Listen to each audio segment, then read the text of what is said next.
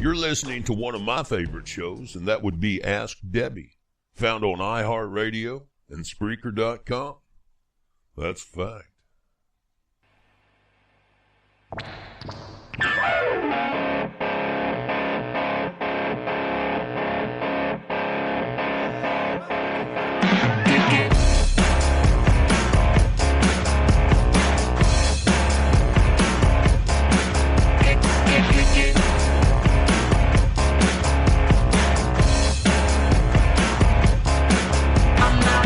Scientist, I rock the house and sign the tits and that's it. Don't take no astrophysicist to make your ass so fit, now sisters kick it. I keep it cool like Eskimo chicks on Discovery Channel.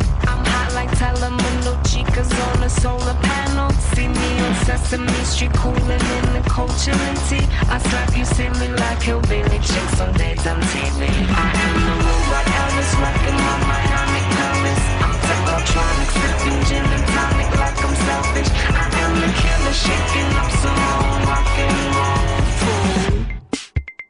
Them drum machines ain't got no soul.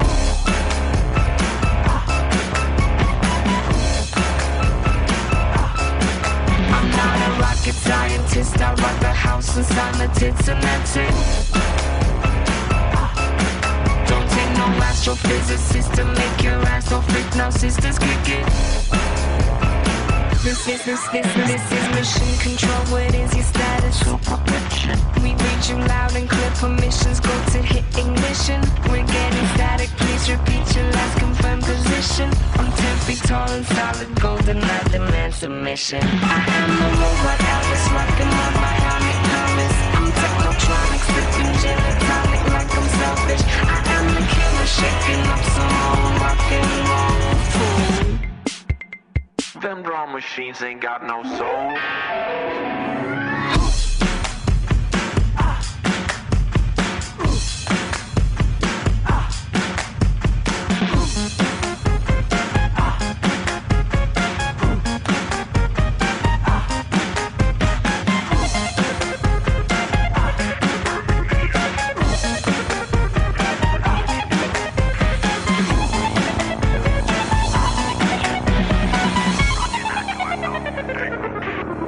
I am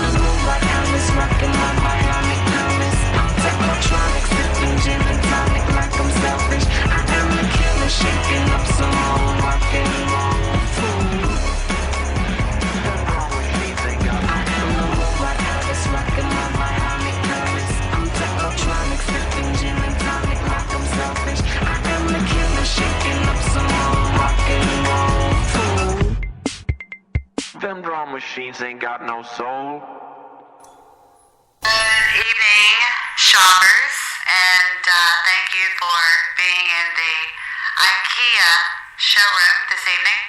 We'd like to direct your attention over to the red light that's flashing over to the right side of the store. For the next 2 hours, we will be having a sale on all plastic and particle board tables.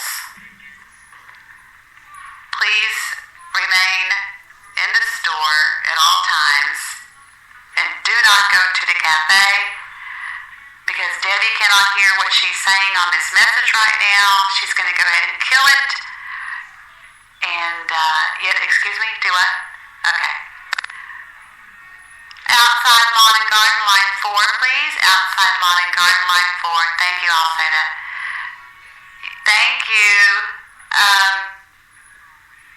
We're supposed to remind you that the red zone is for the unloading and loading of passengers only. There is no parking in the red zone. And if anybody has had any contact with Liz, please see the clinic. Thank you. That is all. Thank you, Debbie, announcer lady. It's funny, I couldn't hear what I was doing on that little announcement that I did there. And so what I had is I already had my headset on, and it's very muffled sounding. And so I didn't know what I was doing. Welcome to the Monday night edition of What? Okay. And my co-host this evening is somewhere out there in the wild blue yonder. That was the Teddy Bears with rocket scientists from the wonderful episodes of Breaking Bad. I'm, of course, Debbie here with you to remind you again it's 8 past the hour, and we're going to be here with you for as long as we want, or whatever happens, happens. We just flip on the mic and run with it. We don't have a script. We damn sure don't have any rules. And that's about it. So thank you for tuning in. Just sit back and get the kids out of the room. Hold on, the phone's ringing. Ladies, where?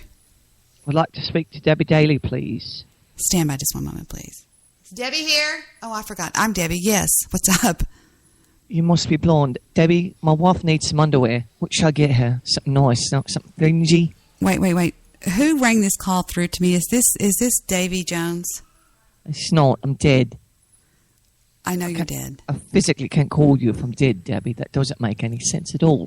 Davey, we've been over this before. You played a tambourine. You were skinny. You were nothing. And you were not the soul of the band, okay? Okay? Well, I'd like to tell you that. Rest in peace. What? That Jimi Hendrix thinks I'm fantastic. Jimi Hendrix is there? Yes, of course. Really? Guess who my drummer is? You're not going to believe this. It's fantastic. Who? John Bonham. Really? Who did he play for, Yes. Steve? I forgot. Oh, Led Zeppelin, Debbie, please. That was so disrespectful. Led Zeppelin? Okay. Only the second greatest drummer that ever lived. No, you haven't met the new drummers. How long have you been? You died, what, last year? I don't remember. I wasn't quite feeling too well that day. I was having quite a bad day, Debbie. All of a sudden, I wasn't there. It really fucking fucked up my day. I had plans. I was going to go to the laundromat. Do you have a tambourine in the void? I don't want to talk about my tambourine. Jim Morrison thinks I'm a goof. You are a goof. Jim Morrison, kiss my ass. I shouldn't say that up here. Jesus. Are you kidding me? Is he really dead? Is he really there? Yes, he just walked by. He just thinks all the little angels talk around him. Not about me. He is so gorgeous. I've got to go. Oh, Jesus is mad at me for swearing. Good God. I mean, I'm sorry. Hold on. Hey, Debbie, what's going on? Steve here from Chicago. Let's do this thing. You don't talk like that. I don't? Okay, let me find me. Let me register me in. You can't even do a good country and western accent. Let me tell you something right now. I can. If I try to, it ain't really that complicated. All you got to do is drag some letters and act like you don't know shit. It's fucking simple. I ain't going to lie to you. Well, let me tell you something. What we do to boys like you down here. Go ahead, tell me something. We don't like them. And we have a bumper sticker that says, "Welcome to Texas," and I get the F out. Let me tell you what my sign says. My sign says, if I see you ever again, it's over. I'm going to call Gucci. He's going to call Guido. We're going to come over there. We're going to make a sandwich out of you. That's all I'm going to say. Back out. Anyway, I'm auto-tuning myself back into place. Hey, I found some new software today that I was referred to. Really? Yeah, I'm over here on the internet trying to find it right now. It's called something like Vox something. It's really neat. It's got all these online. Let me see if I can. Well, here it is. I actually downloaded it today. So how have you been? I haven't talked to you in 2 hours. What? An hour? It's less than that. And I have missed you dearly. But I think I'm going to be okay. Yeah, absolutely. So how's everything going in your life? Why are we talking about this? Who because cares? You're looking for something and you're trying to fill time. I'm killing time and acting stupid. This is called stretching the monologue. Debbie does this really well when she's looking for a track. She'll bring up anything. She'll bring up government cheese, just as long as she could stretch it. I'm repulsed by that remark. I'm a professional. That's called segue. It's called. You hate dead air, which makes you a professional. Yeah, I do. I have a cuckoo. Let's see. I didn't hear said cuckoo, did we? I didn't. But you know what? Oh, wait, we have a beautiful echo going. Hello? Oh, let's run with the echo. I'm in the canyon. Hey, Steve. Ricola. Oh, it stopped. It says audio feedback is in progress. Suppressing audio output. To avoid this problem, please use headphones and reduce your Spreaker volume. You can I'm using headphones, you mullet. So, we have cuckoo on this little thing. Drum roll and cymbal, alarm clock, or screech. I'm just playing with these things. Yeah.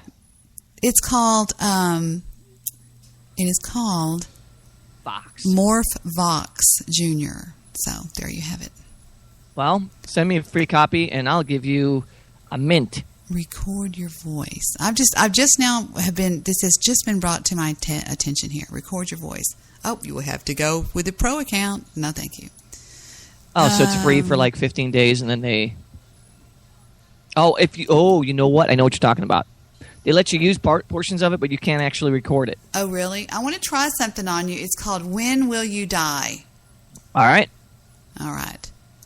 Here we go. We're going to guess when you will die. And you will die. Let's see. It's on the hold on just a second.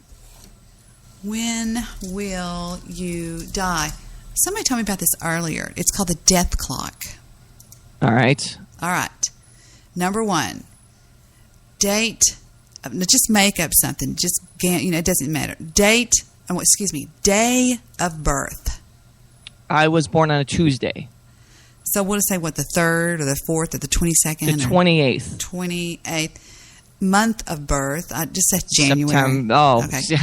Well, I want to accurate. I want to find out when I die. September. Let's see. Let me put September. All right. Now, year of birth. 1989. I'm just kidding. I have to be serious. 1966. 1966. Okay. Male. I am. Okay. It says mode. Normal. Let's see what the choices are. You can either be normal, pessimistic, sadistic, or optimistic. I'm very optimistic. Can't you tell? I'm always jumping saying, hey, me. Optimistic. Okay. BMI, the basic body mass index. I know mine. Less than 25. Less than 25. All right. Are you a smoker or non-smoker? Non-smoker. Here we go. Are you ready? Oh, no. I have to ask you 2 more. Height, please, in feet and inches. 6'1". 6'1", and current weight? I just did it today. 165. 165. And click. Oh, we're checking your BMI, darling, first. Check your BMI. So your BMI is 22. Actually, it's 12, but go ahead. 12? Yep, I have a very low BMI. Well, according to the science, it's 22. All right. It should be. Yes. Are you ready to hear your death clock? Sure. WhenSteveGonnaDie.com. Steve, you are going to die on September the 11th of 2051. Kick ass. So I can just jump off a building right now and I'm infinite. I'm good. I feel like I'm in a video game. Let's see how old you will be. Let's see. You were born in what year, dear? 66. So 2051 minus 1966. Are you ready? Sure. You will live to 85 years of age. That's it. That's bullshit. I'm going to live to like 103. It says right here that you have 1,186,447,533 seconds to live. Wow, what do I start with? Isn't that amazing? It is kind of cool. How many hours? Does it break it down to that? Because seconds is kind of silly. Billions of seconds. Well, though, you've got 1 billion. You basically got 2 billion seconds, so you could do that by, I don't do math, but you could do 2 billion seconds. What would the equation be? It would just be 60 times whatever divided by 2 million. Carry the 4 and yeah. And then roll over an 8. Right. Now let's do me. Let's do little me. Let's be honest. Okay. Yeah. Your prayer, your dead letter office, your mortuary, your will, your obituaries. Okay. The death clock. Will Debbie outlive Steve? Well, let's take a look and see. Oh, drum roll. I'm putting my information in here. Hold on. Dr. Demento. Wait. How does that sound? Do you even hear that? Yeah, I hear it. Okay. Female. Yes, you are. Would you say I'm optimistic, normal, pessimistic? You're very optimistic. You're very jumpy. You got a lot going on. Okay. BMI. We'll do that in a second. Smoking status. Well, I'm pretty much now a non-smoker. Should I put non-smoker or smoker? Well, if you want to live longer, you're going to have to put non. But if you've been smoking for years, you can't. You have to be honest with the machine. Okay. All right. Okay. Now we'll check my BMI. I am 5 foot. I guess it's either 4 or 5, depending on what kind of mood I'm in. So I'll put 5'5", right? You're optimistic. You're 5'5". And then the weight is about, I would say about a $130 soaking wet, $135. It's pretty perfect, man. All right, let's scroll down and find 135. And where is it? Hold on.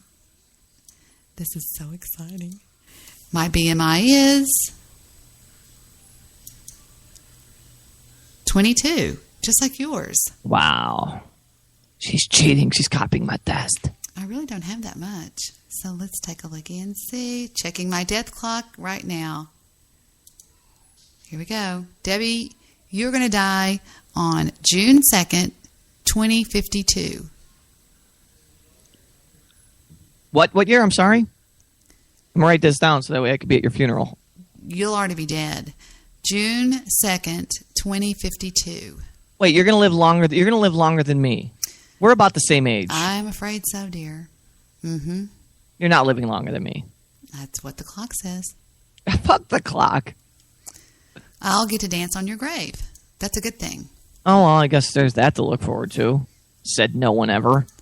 Do you remember that thing that John Belushi did, when he did that thing in the on Saturday Night Live on the 25-year CDs that we have? He did that thing where he was in the cemetery and he was going, oh, look, there's Lorraine Newman. She died of a drug overdose. Over there's Chevy Chase.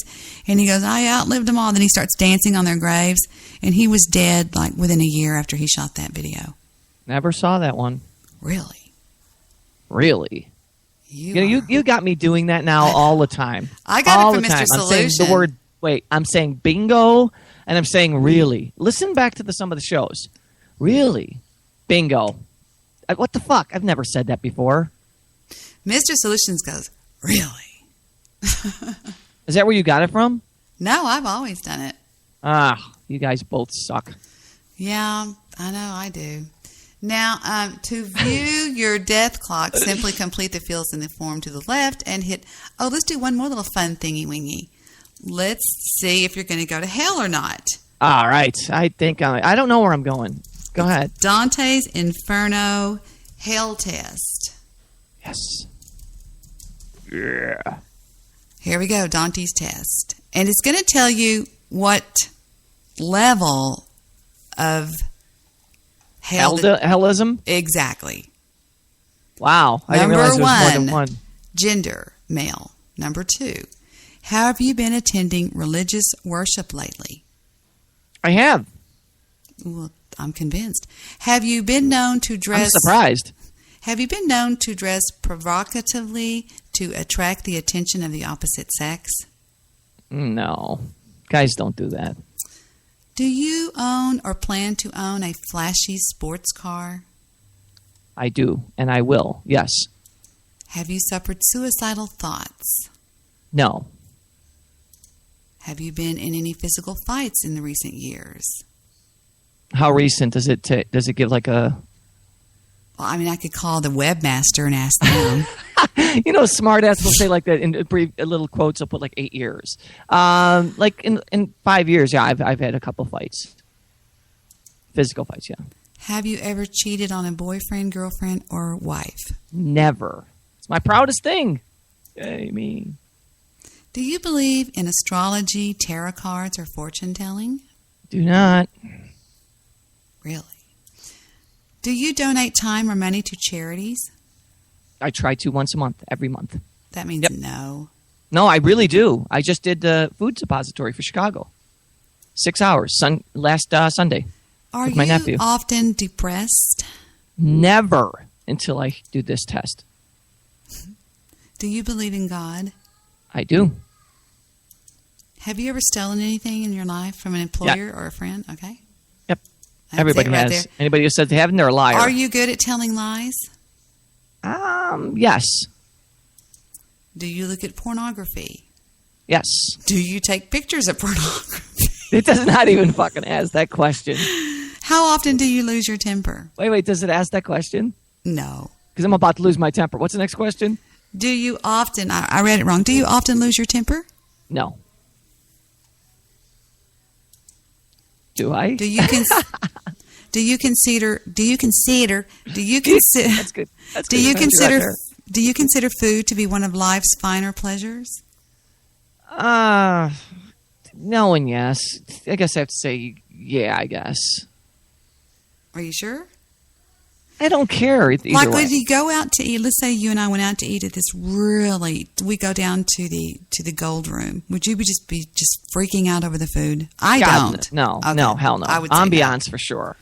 Do you intentionally cause harm to yourself? No. Yes, Wow. I go in the bathroom and slam my head against the wall. No. This is like the crisis hotline. Do you intentionally cause harm to others or animals? No. I'm going to heaven. I can feel it. Do you tend to hoard possessions? No. Wait. Let me be honest. Only like my special cameras I can't let go of. Is that like No. that's stuff that makes me money? So I'm no, I talking don't. about having a house that you can't walk around in because of all Oh the hell crap. no, God Okay. no. I give everything away. I don't care. Are you loyal to your friends during the good times and the bad? Debbie, you know that to be true. That was no. No, I am. Oh, I'm sorry. Have you had sex or do you plan on having sex before marriage? Poink. Yes. That was Satan going, oh man, we're good. Here comes another one. We got another drummer. Okay. Damn, Do another you drummer. think that science and logic represent the pinnacle of human understanding? No.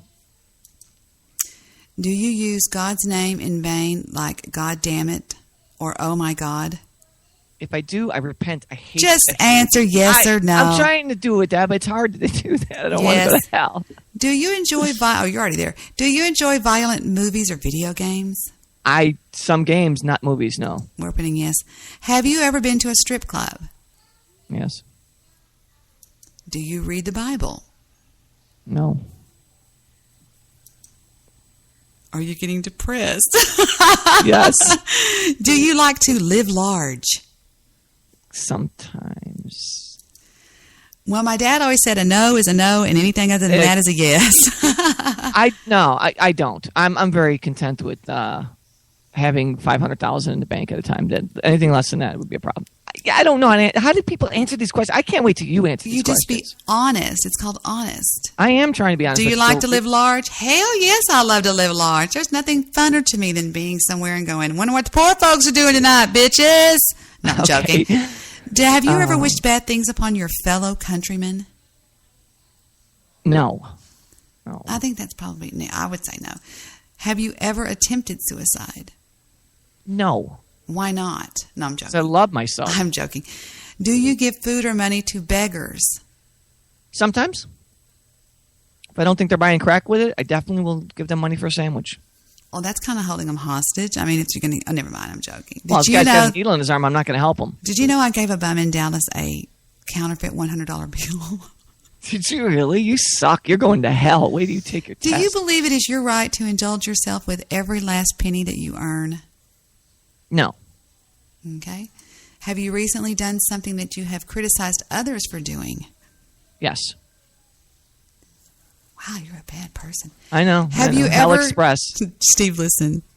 Now, I got to see what you're going to say. Have you ever called a psychic? You called me. Yes, I did. Her name's Debbie Daly. Yeah. Do you repent for your sins? Wait. Can we go back to the psychic thing? Mm-hmm. Because I really did call in because I thought you made a good point about religion. Mm-hmm. So I don't think I called in. I didn't call you as a psychic. I called you as making a really interesting point and perspective of something. So I've never called a psychic in my Wrong. life. You called and said, I've got a problem on my hands. I can either go with this one company and give up my companies. And I said, I don't see that as a good move right now. I said, go with the big company, but keep your little companies. Remember? Yeah. All right. So I did. So damned if I do, damned if I don't. Do you repent for your sins? Do you know Yes, what that I do. is? If you do something wrong, okay, then you swear you'll never do it again, and you don't ever do it again. Okay. You sure? Yes? I absolutely repent. Okay. Do you love to shop for yourself, even if you don't need anything new?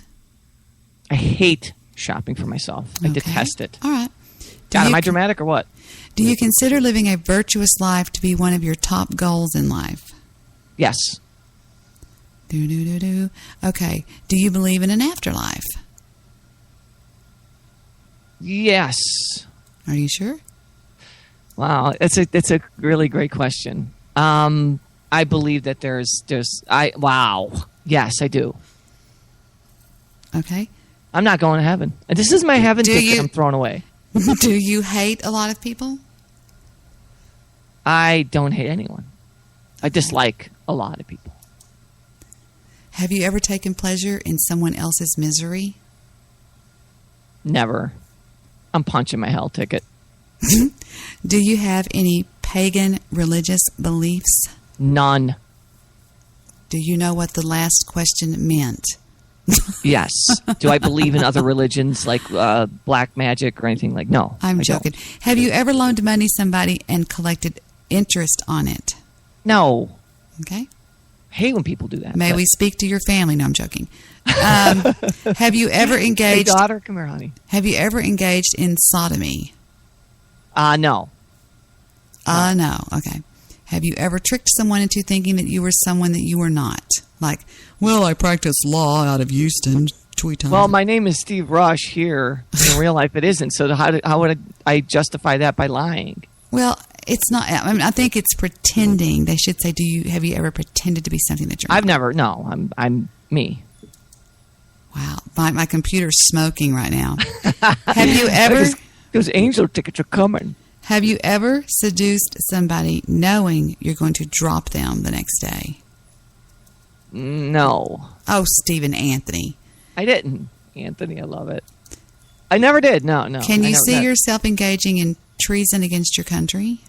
Oh, hell no. And there's a reason these questions are being asked, and I'm going to tell you in a minute. Because the government's going to come after me. No. No, I love Do that. you eat at restaurants several times a week? No. I just had I made my own Italian beef sandwich at home, Chicago style. Have you ever been attracted to the members of member of the same sex? God, no. Ugh. You Sorry. like JP? No. Sorry, gay people. JP. Have you ever gotten somebody? Fuck you, Debbie. Have you ever gotten somebody drunk, tricked someone, or used some underhanded means to try and initiate sexual activities for you or your friend? Have you ever gone out and gotten a girl drunk just so you could have Who sex? has done this shit? No. Pretty much everybody I know. I've never, ever. I couldn't even fathom that. I'm sorry. That one makes me sick. Are you an Eagle Scout? No, I'm joking. Okay. That's funny because I'm not. Okay. Would you sooner go without sex than to go without food? That doesn't make sense. Oh, I'm sorry. I read that wrong. Would you sooner go without sex than to go without good tasting food? Would I sooner go without sex than go? I would. If you had to give up, if I said to you, Steve, from this moment on, for the next 30 days, you can never either have no sex or no good food that tastes good. Could you do it? I mean, whatever. I would go. Yes. I'll go for the sex. All right. The block. For the block. Okay. Are you a penny pincher? No. Have you ever been intimate with a member of your same sex? No. They're trying to trip up. No, there's questions. a reason. You'll understand it when I'm through because I've done this before. Do you hate yourself? No, I like me. Sometimes. Have you ever touched yourself in an impure manner? Okay, wait. Stop the presses. Does that mean masturbate? I've already just put yes. Go to the next one. Have you ever intentionally given somebody bad advice, knowing it was bad advice? Not intentionally, no. Are you overweight? No. Think Really? about some of the sinful or gluttons. wrong things that you have done in your life in the past. Do you foresee yourself continuing to do these things over and over again? No. Victor's laughing. going to heaven. Have you ever done anything wrong in your entire life? Yes. Is this Steve Rush? No, I'm joking. Do you make an effort to consume less things like electricity, gasoline, plastic, things along? Are you don't? I just got done recycling all my aluminum today before this call. You can imagine the answers, Victor. Okay. Could you picture yourself assassinating somebody hello. Could you picture yourself assassinating somebody or ordering the assassination of somebody if it meant that you would become very rich and powerful? Now think about that for a second. No. So you couldn't kill somebody. I could not kill someone. True or false? Through God, all things are possible. I believe so. In war, the best idea is to bomb the shit out of the other country and get over with it. Yeah. Yes. That would be the idea. People are poor because they deserve to be poor, and they should be given no help. I don't believe that. Victor's cracking up. Poor Vic. I'm sorry, bud. Morals are relative. Very. It's okay to punch somebody if they have it coming. Why are you stupid laughing, fucking Victor? question. What are you laughing at? Because they're ridiculous questions. Baby, when you turn that back on, I'd like the iTunes on, sweetie. Sweetie, good job. I got to call him sweetie. Okay. It's okay to... Okay, what did you say about punching somebody if they have it coming? What does that mean? It's such a... If they're like... Okay, let me give you a scenario. No. All right. No. Let's Vic, say... how would you answer that question? Victor, is it okay to punch somebody if they have it coming? Sure. Hell yes, he said. All right, well, I'll go with yeah, man, because I'll protect my family if they have it coming, absolutely. Well, that's what they mean. Religion is fiction. No, religion is not fiction. Religion? Okay. Some people, such as Nostradamus, are able to predict the future. I don't believe that. It's okay to it's okay to cut a family member out of your life if they have done something wrong to you. No. Okay. Rich men and women deserve every penny and should spend or save their... Rich men and women deserve every penny, and they should spend or save their wealth as they wish. Absolutely. What happened, Victor? Is he okay? What? Okay. Right here, but hang on just one second. It is acceptable to use false flattery to get ahead in life. False. Okay. Hammering away at scandals. Debbie, are you in... Hammering away on scandals is a good way to damage those with whom you disagree politically. That's not the best way, no. Like Watergate. Okay. Right. A pimp is a good thing. No. I want to keep my hose in check, though. And we have two more questions. Fasting is a way of expressing religious conviction that you have chosen or would gladly choose. I don't agree with that. That's going to put me in hell. I know. Some people just deserve to die. I don't believe that. Calculate results. I want to know if I'm going to heaven, Debbie, because I'm dying on the 11th of Well, you are one of the lucky ones. Now listen, okay? You have been judged. Because of your virtue and beliefs, you have escaped eternal punishment. You are sent hereby to purgatory. Now listen, you have escaped damnation and made it to purgatory. It is a place where the dew of repentance washes off the stain of sin and girds the spirit with humility. Through contrition, confession, and satisfaction by works of righteousness, you must make your way up the mountain.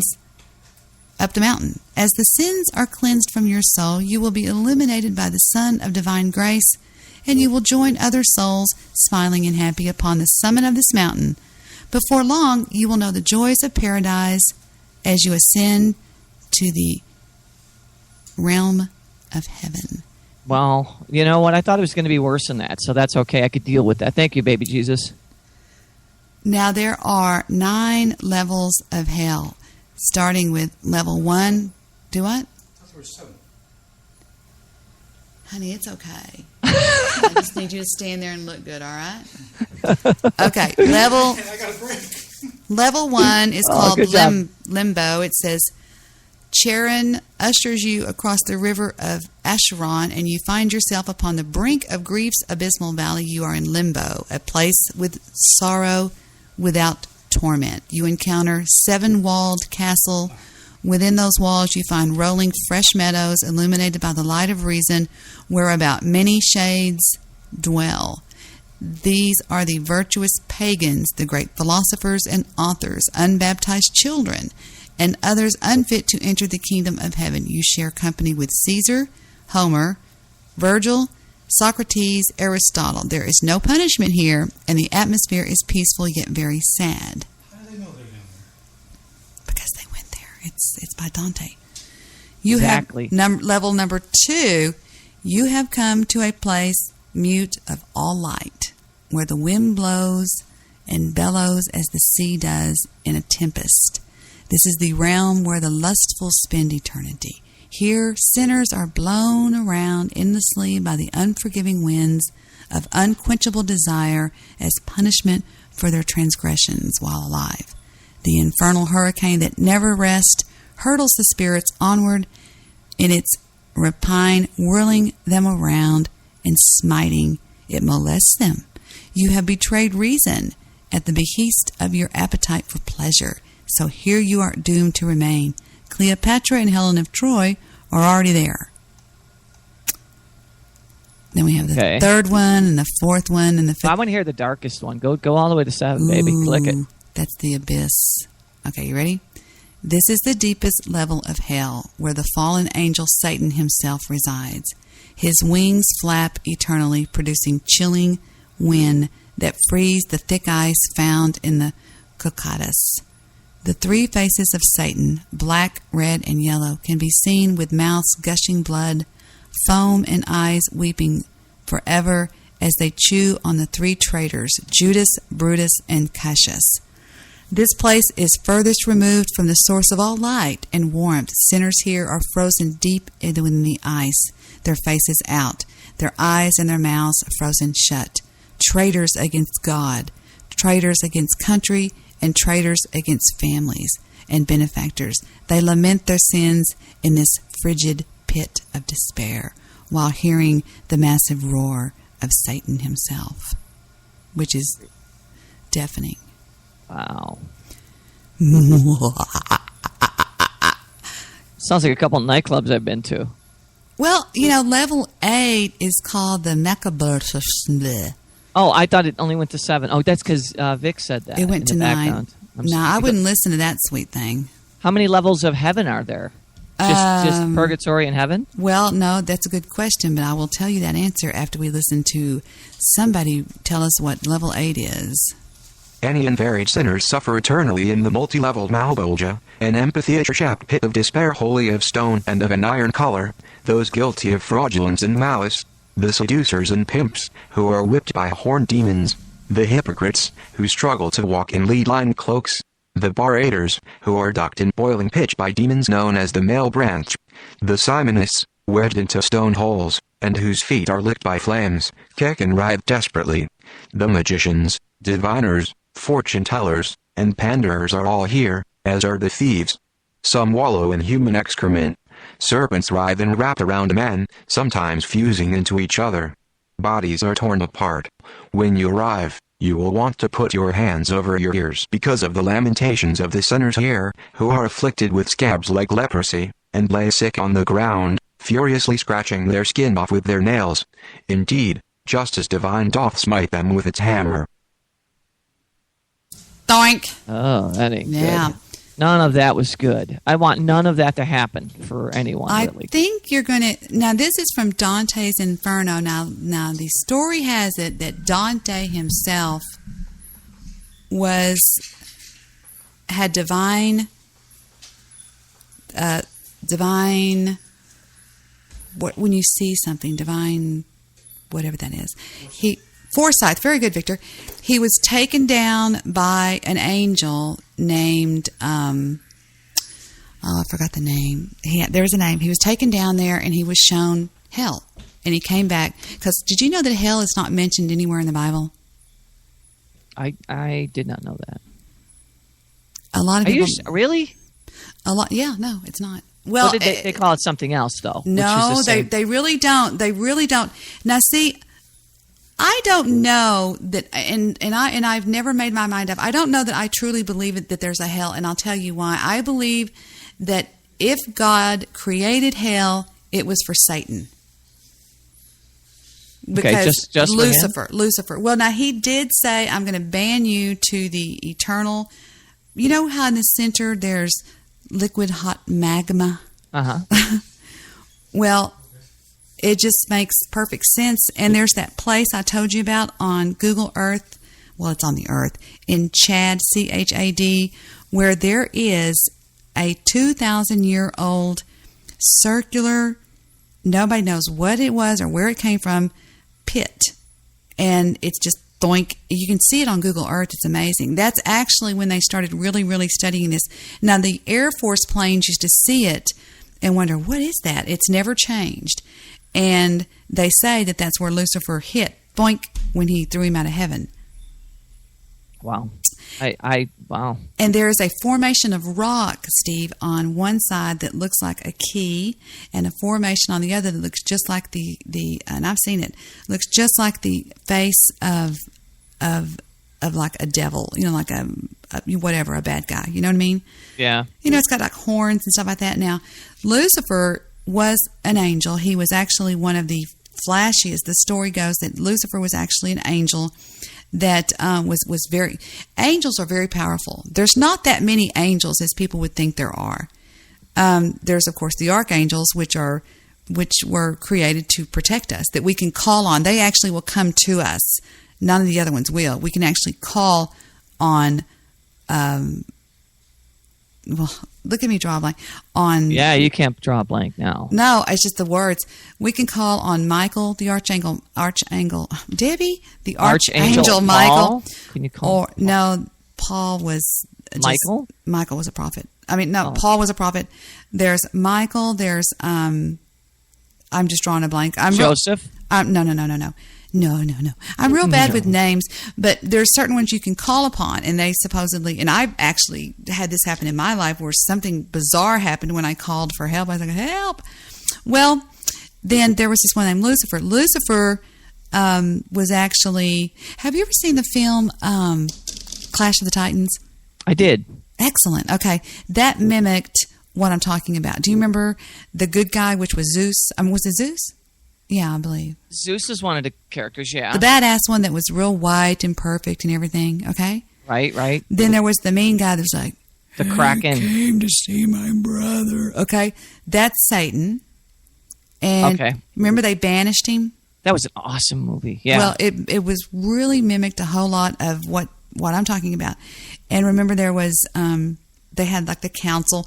Well, there was a few big badass angels. Lucifer was the one closest to God, and he said after he created the creation, he said, don't you love my creation, my babies, my creation, okay? And he said, now you will respect them. And Lucifer said, I don't think so. I'm not going to bow before any mere human, any mere mortal. Yeah. I am. And he said, yes, you will. And it's so funny because God had actually made a deal with Lucifer that he almost had as much power as God did. And of course not, that's a little bit ridiculous to say, but you know what I'm talking, he had a lot of power. Sure. And so they got in a fight one day, and he said, get out. And he said, okay, fine, I'm out of here, but I'll get them 7 ways.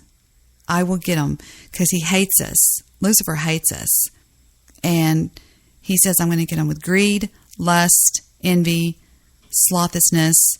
There's 3 more. The 7 deadly sins are greed, envy, hate, lust, slothness, which is lazy. There's 2 more. I know them too. I'm going to have to Google them, dang it. So that's what because everything in the Bible is 7. 7 this, 7 that. On the 7th day, 7, 7, 7, 7. Everything is 7. And 40. They use the number 40 a lot. 40 days, 40 nights. It only meant a long time. It never was meant to be 40. I asked that to my pastor. Mm-hmm. And that's when I asked Mr. Solution about that. Mm-hmm. So 40 is a number that you'll see in the Bible a lot, but it only means a long period of time. They're not sure exactly how long. Mm-hmm. So. Well, so whatever. I firmly believe that he's going to pull the trigger on this thing in exactly about another.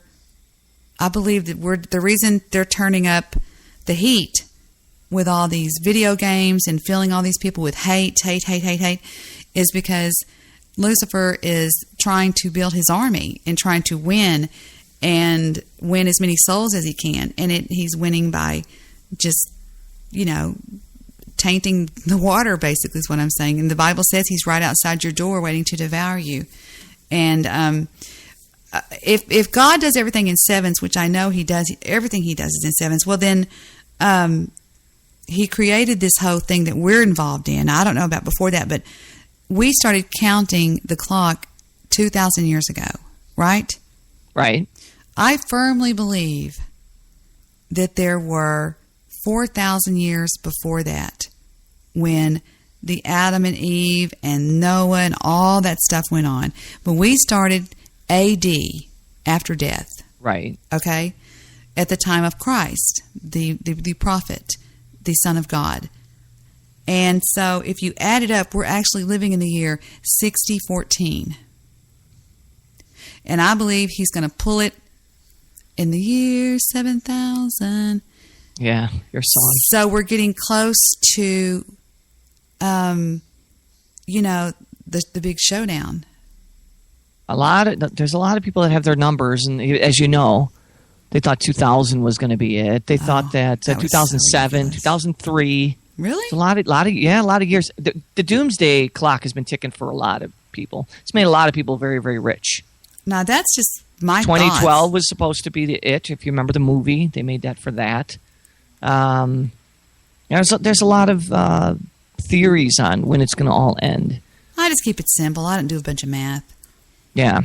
But I don't care. I'm not even predicting. I do believe that our children will see grandchildren and their grandchildren will see grandchildren. And I think that what has a lot of people upset down here, as far as the younger kid generation goes, the zeitgeist movement, is that this thing is going to be over with any day now. And it's not for a long shot. I don't believe. I don't either. I just don't think we're to that treacherous phase yet. I mean, you look at what happened when he pulled it back in, he did pull it, he called the game one time with Noah. He said, build a boat and get the F out of here because I'm fixing to flood this bastard. You know what I mean? Wow, he talked pretty tough. Can you imagine if Jesus talked like that? That would be awesome. And, yes. Hello, precious love of my life. Do you have any money to borrow? Remember? Yeah, just hand me my Louis Vuitton. Yeah, that wasn't boasting at all. I love my Louis bag. Vuitton Don't bag. put it on foo-foo. He sets it on foo-foo. Soft. Poopy's like, it doesn't matter. It's a Louis Vuitton. Yeah. This much? Little baby money? His shirt says Johnny Cash, original country rock and roll. What's that say on the left? It says something black. It looks like a black label of like whiskey. He doesn't even drink. Say hi, Steve. Hello. No, Steve. say hi, Steve. Hi, Steve. No, you say hi, Steve. Hi, Steve. How you He doing, said bud? hi, Steve. What's your middle name? Gregory. He's Anthony. Anthony McGregory. Gregory McThan. You know his initials are Sam. Ah, cute. Sam I am, he could say. He could just say that. He And could he walk would around and just tell say- people Sam I am, and he'd be good. He would say, bite me or I'll buy you. Yeah. He's- You know what I think we were talking about? What? People in the world. I don't think that people have changed. Doesn't that sound crazy? No, I don't believe they changed either. I believe I cars believe have that changed, computers have changed. Technology has changed, Well, and yeah. people have adapted to the technology, and therefore greed has come into the picture, and people have adapted to greed. Oh, I believe But- we were just as greedy back in the days of when, in the biblical days. And even in the gold mining days, I mean, people would kill you if you touched their gold. I mean, so Well, once let me tell you technology- something. In my opinion, Steve, now listen to me. Right now, murder is illegal, right? Yes. I do believe that if murder, like in the Old West, was basically legal I believe that people would still be killing us just all the time. You know, just like in Tombstone, he goes, bam, bam, bam. He comes out and he goes, don't raise that arm. You blew him away. And he goes, what happened? He goes, he crawfished a bet and called me a liar. So there you go. Okay. Then, Yeah, well, you could go to certain parts of the world where people kill each other every day and could walk right away from it. In the Middle East, there are places in the Middle East where people kill each other every day, and there's nobody there to do anything. yeah, there's women that they kill women for having looking at another man. Oh yeah, It's insane what they do. Well, I'll tell you something. Having said that, I believe that that what is keeping this country alive as far as people is the laws, not the morals. morals have been out of it for a long time, sadly. Well, not for a lot of people, though. Well, for more than most. Okay, if murder were legal, could you kill somebody? I need a circumstance. I would have to be protecting my family or my own life. But I So just it couldn't. would- I just couldn't shoot and kill somebody I couldn't live with that guilt. Okay, so you have a conscience. Yes. Right. You know, they say that a lot of people on the internet that are considered trolls and hateful people, you know, that do horrible things, they have no conscience. While looking at their actions, I could see that. Yeah. They don't care who they hurt, how they hurt them, or how quickly they can. I've often scratched my head, even when I was a young child. I remember thinking, how can he do that? Yeah. You know, I would feel I have so family bad. Debbie, I have family members. You know, when I was real young, I had an uncle, and I hate to do this in the air, but I will. Who, his wife was boiling. We coming from like a lot of pasta, a lot of Italians in my family, and German and Irish. So we always boiled water. He was so pissed off at his wife, he picked up a bat of boiling water and threw it on their child. What? Okay? That is the sickest thing I'd ever been close to in my life. And that child was burned 90% of his body. And I've been around some sick... Now, Vince was an evil motherfucker. This was somebody who's my uncle who did this. Not only did he get away with it,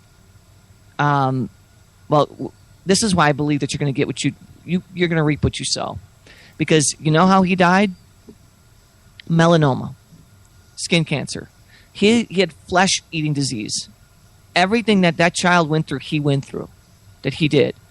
Well, Jesus said, come unto me, little children. I mean...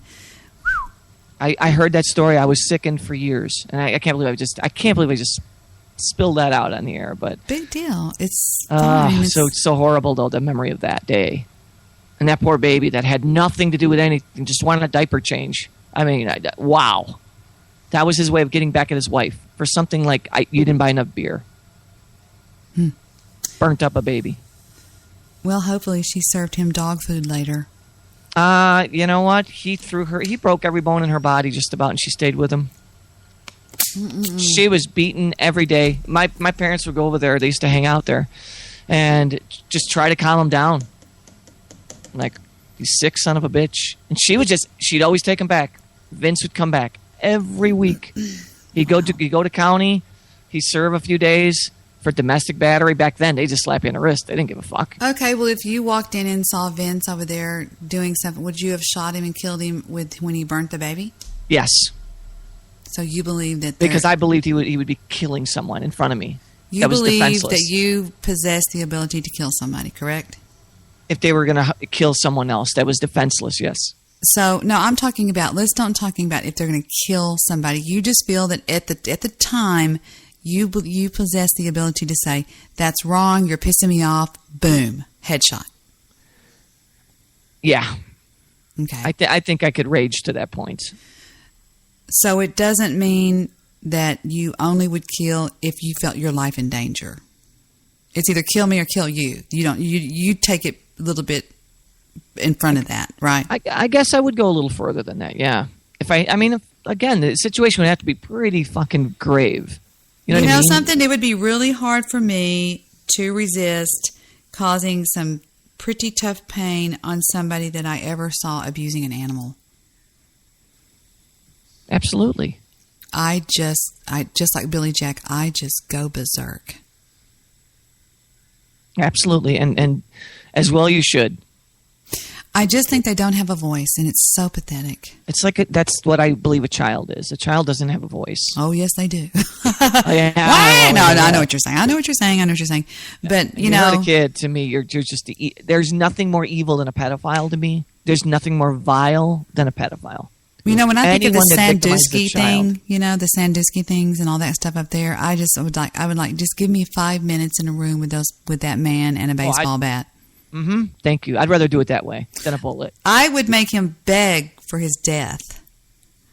But I mean, just if I knew for a fact and saw some pictures and some hard evidence of him doing something like that to all those young boys that they said he did, I just, whatever. How do you restrain yourself? Because, your whole life you should be moral and you should be good and you should be caring. And you're being a parent, me being a parent, and all the parents that are out there. And you just think about your baby, and if that happened to your baby, you'd lose control. I don't care who you are and what you say. You'd lose your mind. Mm-hmm. Because anybody that touches a child is that of evil. Mm-hmm. They're the most precious thing that we have. When they're born, they're not a racist. When they're born, they don't look at anything, but they just want to be loved. Well, they've even done tests before where they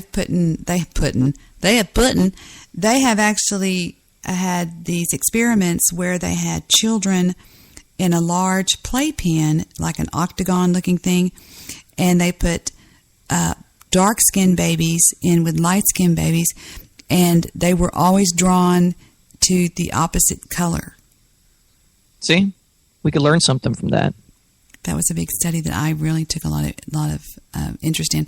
There was another study. I think studies done with babies like that are so cool. They did a study one time where they took these babies, they put them in a large octagon-shaped playpen, and they showed them huge portraits of different faces. And they were drawn to the face that was most aesthetic. Like, for example, the most famous aesthetic face on the planet is supposed to be that of Brooke Shields. Brooke Shields. I guess I'm not that familiar with her either, but I know Brooke Shields. As far as the nose being far from the top lip and the eyes being, she's supposed to close to perfect. Well, she has perfect. As far as your teeth, as far as being lined up, like your teeth lined up in line with your nose, is in line with your eyes, in line with your jaws, and supposedly her face, and that's the ones that babies are drawn to. But if they saw a face where, have you ever noticed faces where people's eyes look different? If you draw a line down the middle of their face, one side just doesn't look like the left side. I guess, yeah. Right. Okay. That is not, because if you think about it, well, why is this person so much more beautiful than this person when they have a nose, 2 eyes, and a mouth, right? Okay. That means it's not shape either the eye. There's a perfect way of the eyes to be with the nose and the mouth, and that's supposed to be, boom, like perfect. So Brooke Shields would match that criteria of being a perfect Science match. has proven. Yeah, I remember studying this one time. I think I was might have even doing one of my college courses because psychology did a lot of weird stuff like that. That okay. Do you know what'll get you into Hollywood, even if you can't act? A sense of humor, I would guess. No, a square jaw.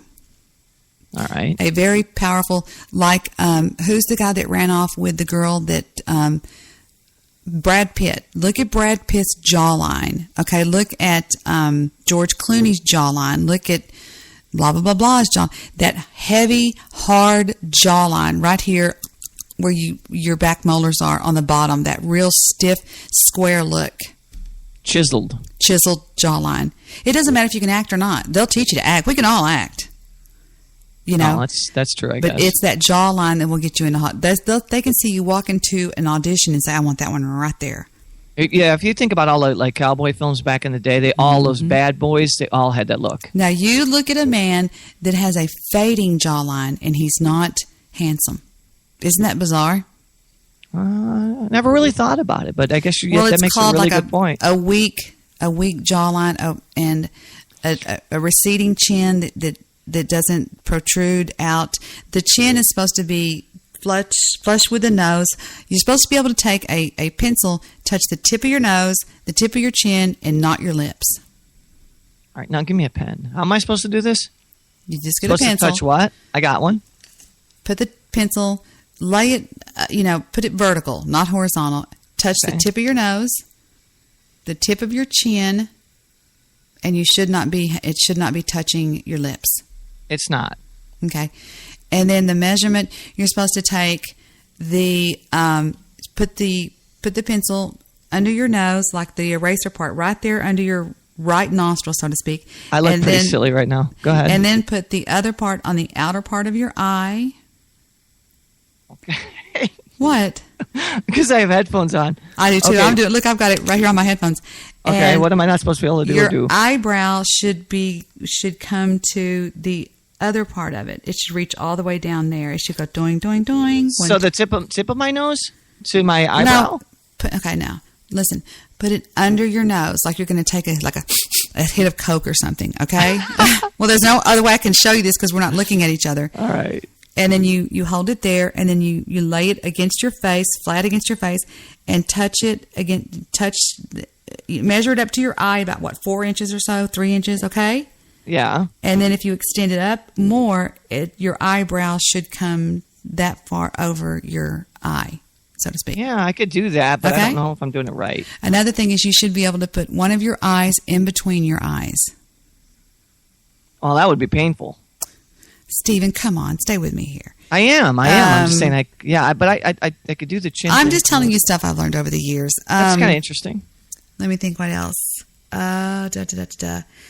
You should be able to see my brother-in-law's an orthodontist. He's a huge, big-time orthodontist over in Fort Worth. He's real famous and stuff. He tells me that you should be able to close your mouth and go, not cheese, and the line in between your two big teeth, your two big rabbit teeth, should line up directly with the two bottom teeth below it, that line. There you go. Right, okay. And then what else do you always tell me? If you see something else. Your ears. What do I say about your ears? You should have if your earlobes go all the way down and make a straight line to you should have a curve in your earlobe. You know what I'm talking about? Yeah. That is so weird to me when I see people that have those kind of earlobes that go like thoink straight down onto the side of their face. I think that's weird looking. It does. It looks like it got cut off. Or something. I don't know. It's just strange to me. Let me think of something else. Oh, your hairline should be take 3 fingers, like I pledge allegiance to like the Boy Scout pledge. Hold your little finger down and hold your tall fingers up without your thumb and your pinky finger. Right. Okay.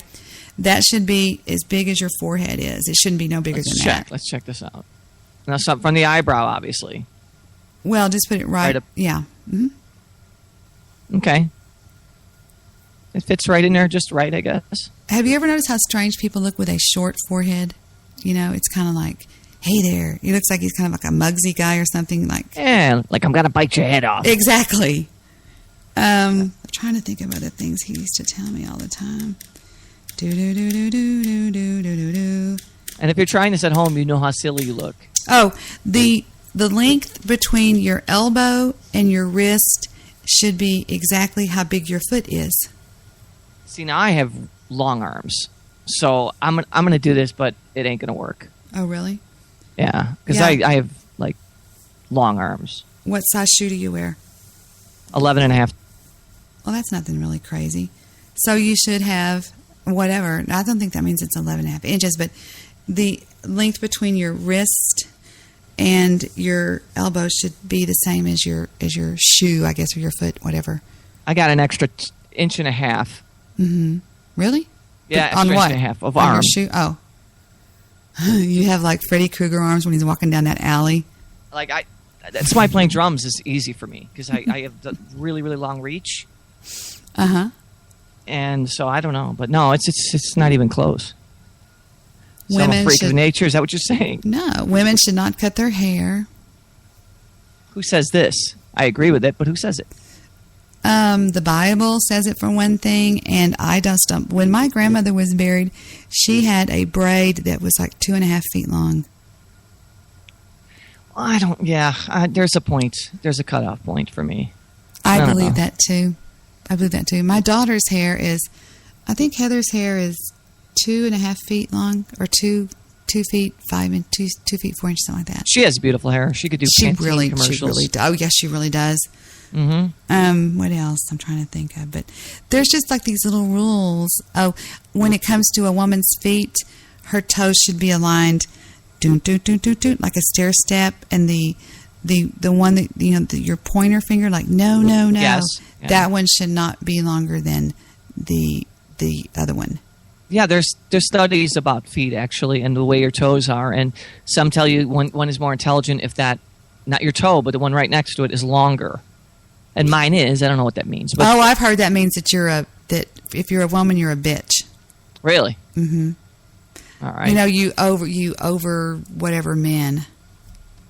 You dominate over men or something like that. Do you remember that movie called? Which one? Shallow Hal. I've never seen that one. Sorry. Rats. Well, Shallow Hal was the story of this guy who becomes to where he sees only the inside of people, and so he meets up with these horrific looking women who are just ghastly, but when he looks at them, when the camera looks at them through his eyes, they're beautiful. And there's this one girl that he meets, and then when he sees beautiful women, they're really cold-blooded on the inside. Okay, and he sees that. He meets this drop-dead gorgeous model who says, I have tickets tonight for a Beatle reunion, and it's going to be unplugged, and there's only 70-something people there, and Eric Clapton's going to fill in for John Lennon. I want to be there. She's gorgeous. He looks down and notices that one toe is longer than the other one. He goes, I can't do it. Because she's got on sandals. Just a little side note. I don't know. That's kind of cool. I mean, there's a lot of theories and stuff like that, but and if there were only a sign, you know what? Remember when we were talking about the numbers and the day you're going to die? Matchbox 20 put out a video, and the video had, I don't know if you ever seen it. I forget what song it was even. Gosh, and I hate myself for not remembering. But everybody was walking around with a clock over their head, and I think I brought this up maybe on Blog Talk years ago, but everybody's walking around with this clock over their head, and it was ticking backwards. So you'd see an old man walking down the street with, 3 years, 2 days, 59 seconds. You know what I mean? And then you see a child walking down the street, 85 years, and so on and so forth. So you get the gist of it. Well, there's this one girl that is crossing the street, beautiful young lady, and it says 73 years, 20 minutes, so many seconds.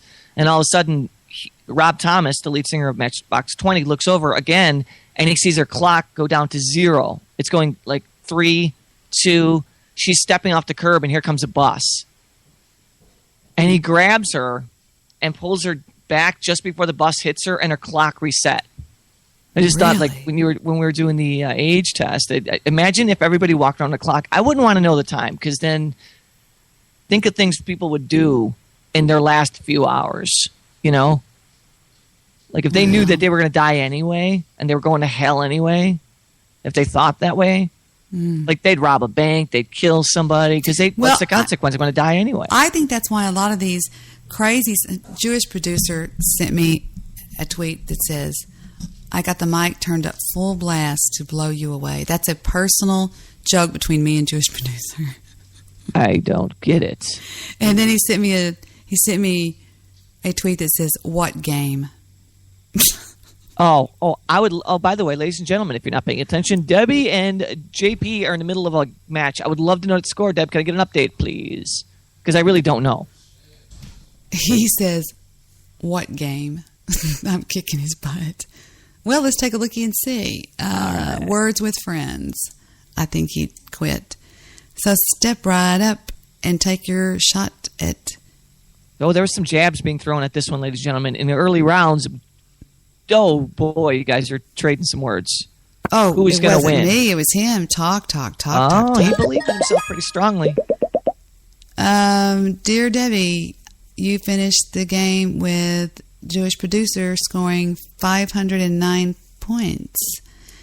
And what did he? He scored 509 to, hold on. It doesn't give me his score. Let me take a look. You beat Jewish producer. It says dismiss or rematch. I hit dismiss. David would like to play a game of words. Would you like to play? Accept. Okay. And David made the word T-E-E. He scored 3. I'll play you, David. He scored 3. Okay. The one between me and Jewish producer ended in, Jewish producer would like a rematch. Accept. Now, could I put money on this one? He just scored R-U-D-E. Rude. Get it? I get it. No, it's like a little message. I'm being rude. And my letters are E-Q-M-S-S-O-G. For those of you who did not listen the other night, this is Words with Friends game, and it's played on Facebook. And Debbie and Jewish producer were in a match, and both of them had some pretty strong voices on who would win. And Debbie has defeated him, I believe, 500 and something to you don't know what his score was. Did he default? What did he do?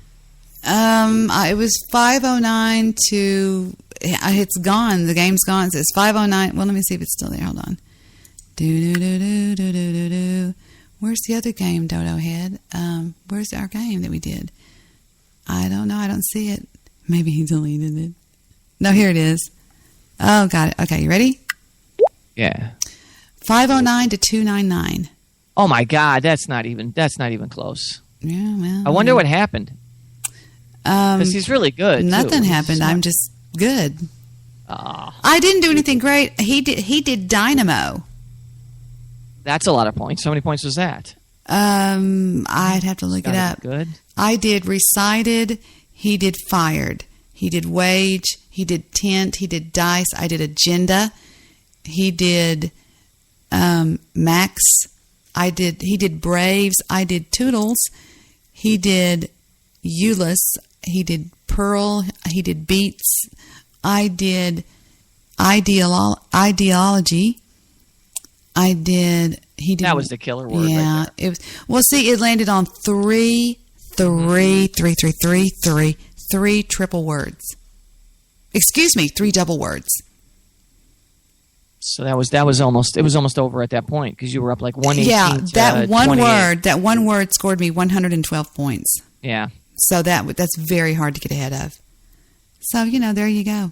A game me and Debbie will never play together. I thought you just challenged me. Oh no, that was David.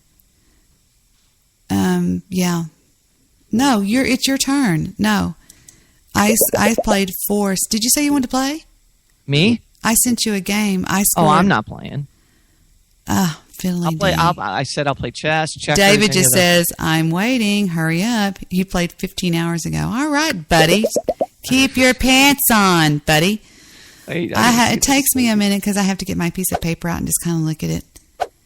Let's see. I'm switching the letters around. Let's see what these kids are doing. Yeah. Let me just... What's going on in our chat room? I'm about to look at that in 1 second.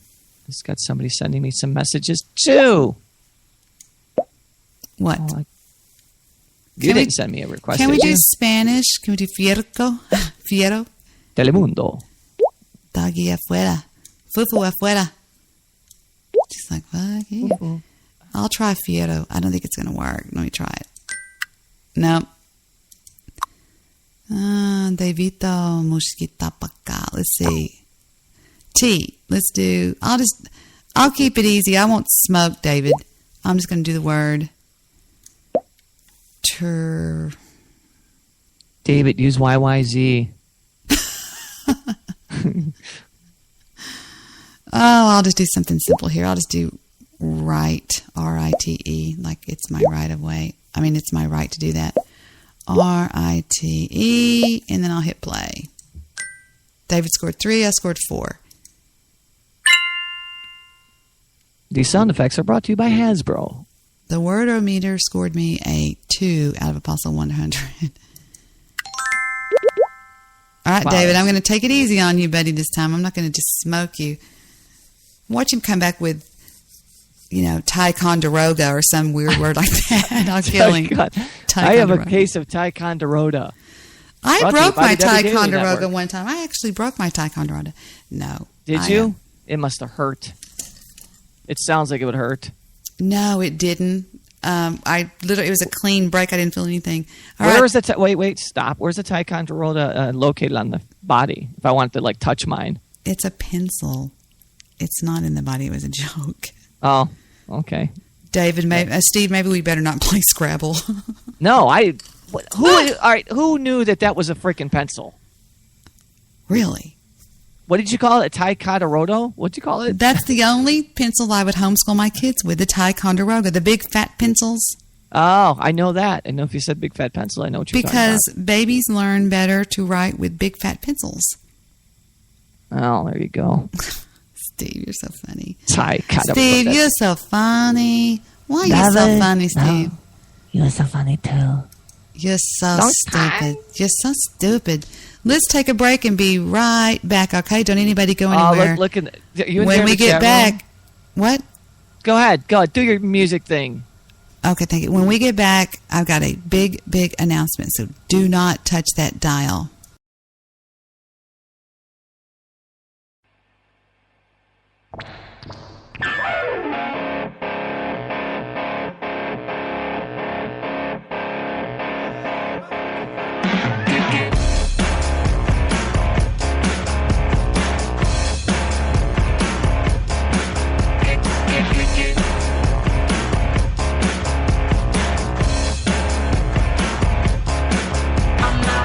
Scientist, I rock the house and sign the tits and that's it. Don't take no astrophysicist to make your ass so thick, now sisters kick it. I keep it cool like Eskimo chicks on Discovery Channel. I'm hot like Telemundo chicas on a solar panel. See me on Sesame Street cooling in the culture and tea. I slap you silly like hillbilly chicks on daytime TV. I am the robot Elvis rocking my Miami pelvis. I'm Technotronic sipping gin and tonic like I'm selfish. I am the killer shaking up some old rock and roll fool. Them drum machines ain't got no soul.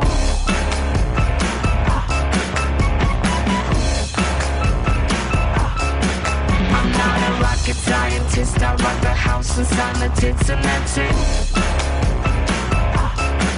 Don't take no astrophysicist to make your ass so freak, now sisters kick it. This This is mission control. What is your status? We read you loud and clear. Permissions go to hit ignition. We're getting static. Please repeat your last confirmed position. I'm 10 feet tall and solid gold, and I demand submission. I am the robot Alice, rocking my bionic promise. I'm technotronic, sipping gin and tonic like I'm selfish. I am the killer, shaking up some old rock and roll fool. Them drum machines ain't got no soul.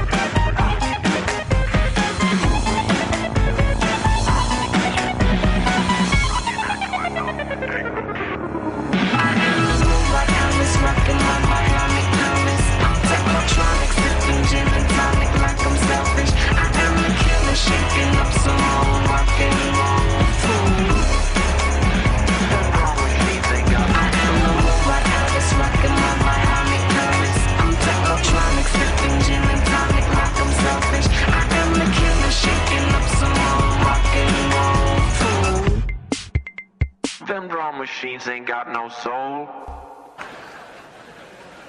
I should have known earlier about President Bush, but I gave him some rope.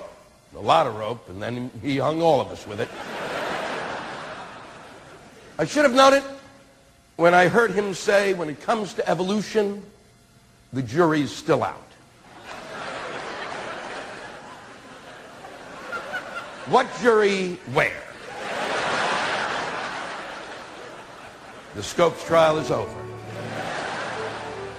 Mr. Midnight Movie, and when I'm angry and sweating like a hog, nothing takes away the chafing better than Gold Bond. I squirt it all over my face and my body, and that keeps away the chafing monsters. When I do my radio show and somebody aggravates me and makes me angry, and I'm yelling and screaming and sweating like a pig, I use Gold Bond.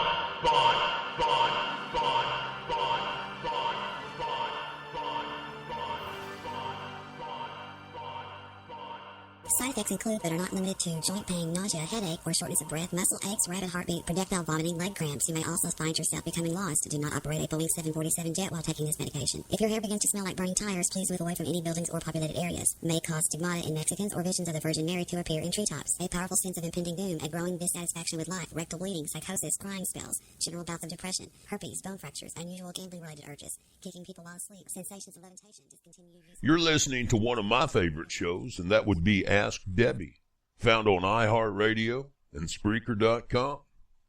That's fact. And are we back up? We're back. Awesome. I want some nachos. Well, they're nachos, so just deal with it. They're nachos either. Well, that's why I don't have any. Buenos nachos, by the way. Who has them? Because then they can't be theirs. Those mean people out there. Them thieves. I don't like them. Are you near our chat room? No, why? What's going on? A new character I want you to see. Oh, I think really? you'll laugh immediately. The only way I could describe it is just say, "Oh, Sandy," Wait and a you'll minute. know exactly. Shh. Hello, favorite. Oh. Hello, how are you? Oh, Steve gets so mad. He always goes, "Oh, brother." So bloviate over this fucking guy. What? I'm just kidding. I'm joking. All right, I'm looking at the chat never room. bloviate over me. There's somebody in there. Bloviating over you. There's somebody in there keeps thinking that he's mean. It's just pissing me off, Debbie. Well, who is it? Watch the hair. Watch the hair. Yeah. He was in the chat room with me the other day. He says, "Oh, by the way, you did a nice impression of me." Oh, no. I was like, "You got to be kidding me." Hello, Shut Up Steve, Mr. Minute Movie. How are you? Thank you. We had to do that. Has there been any mention about Philip Seymour Hoffman today or none? Tahiti Joe says, "Hi, Debbie." No. No, what do you mean, dear?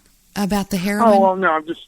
because I was listening on the radio, and I had to agree with the guy. it comes because I've been, as a movie fan, I recognize really good actors, and to me, he was one of my favorites. He seemed so focused, and all the different roles that he played, from Truman Capote to. Now we just got me over it, dear love, and you're calling in and starting it all over again. But that's fine. He does way to drag it down. I loved him. You did. Did you hear my little dedication to him last night? No, I didn't. Why not? No, I did hear. I heard some of it, and, I'm kidding, and Angel. then I gave you my clip. You do nothing wrong. Hey, look at me. Who am I? Who are you?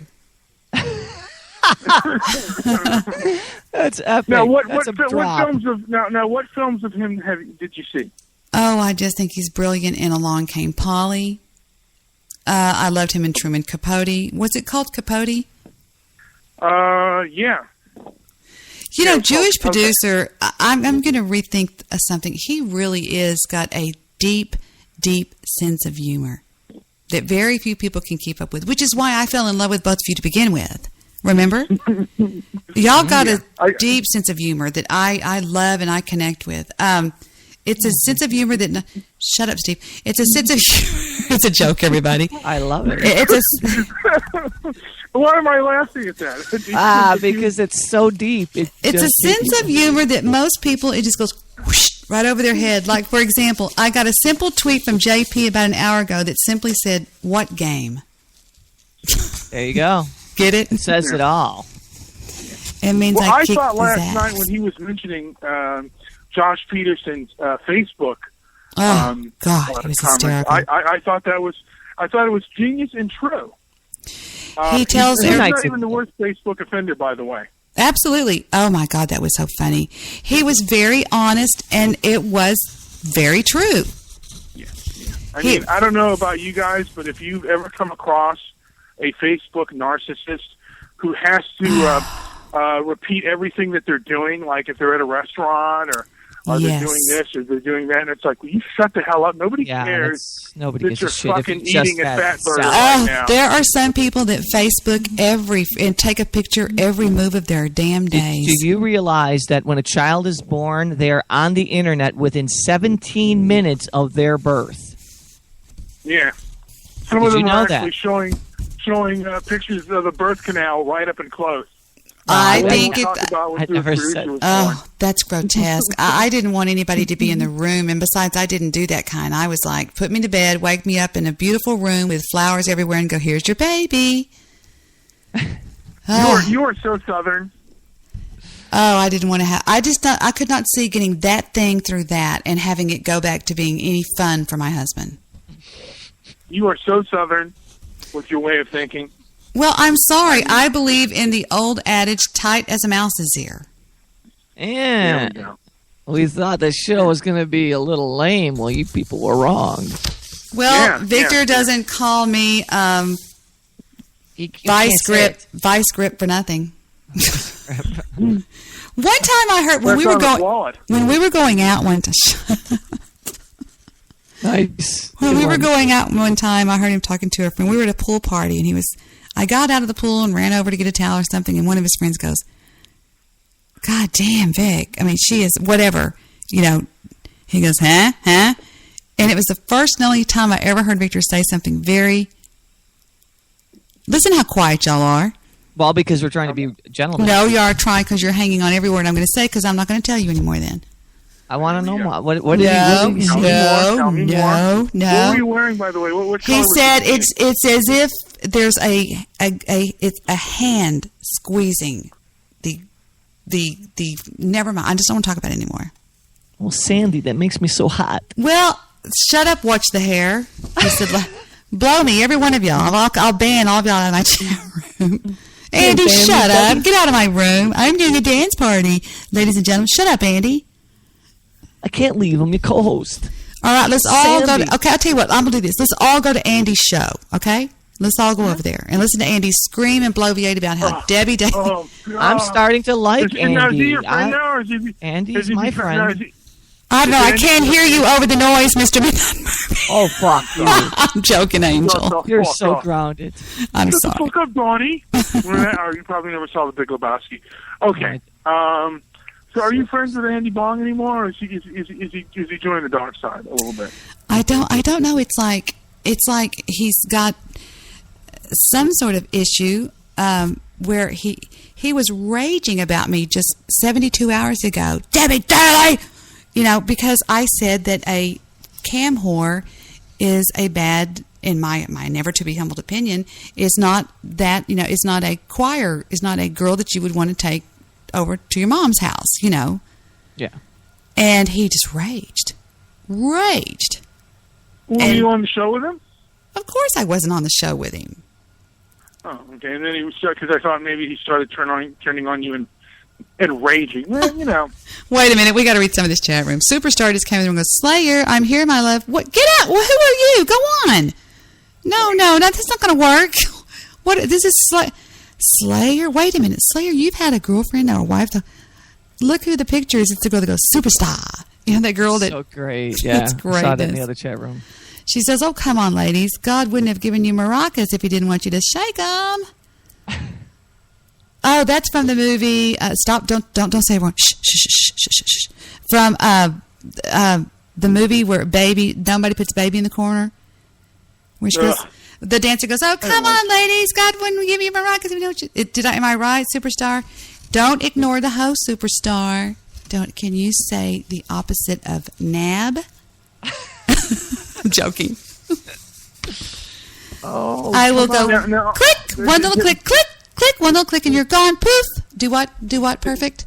Debbie, I just wanted to ask, on your tribute, did you play any clips of Philip Seymour Hoffman? Mm-hmm.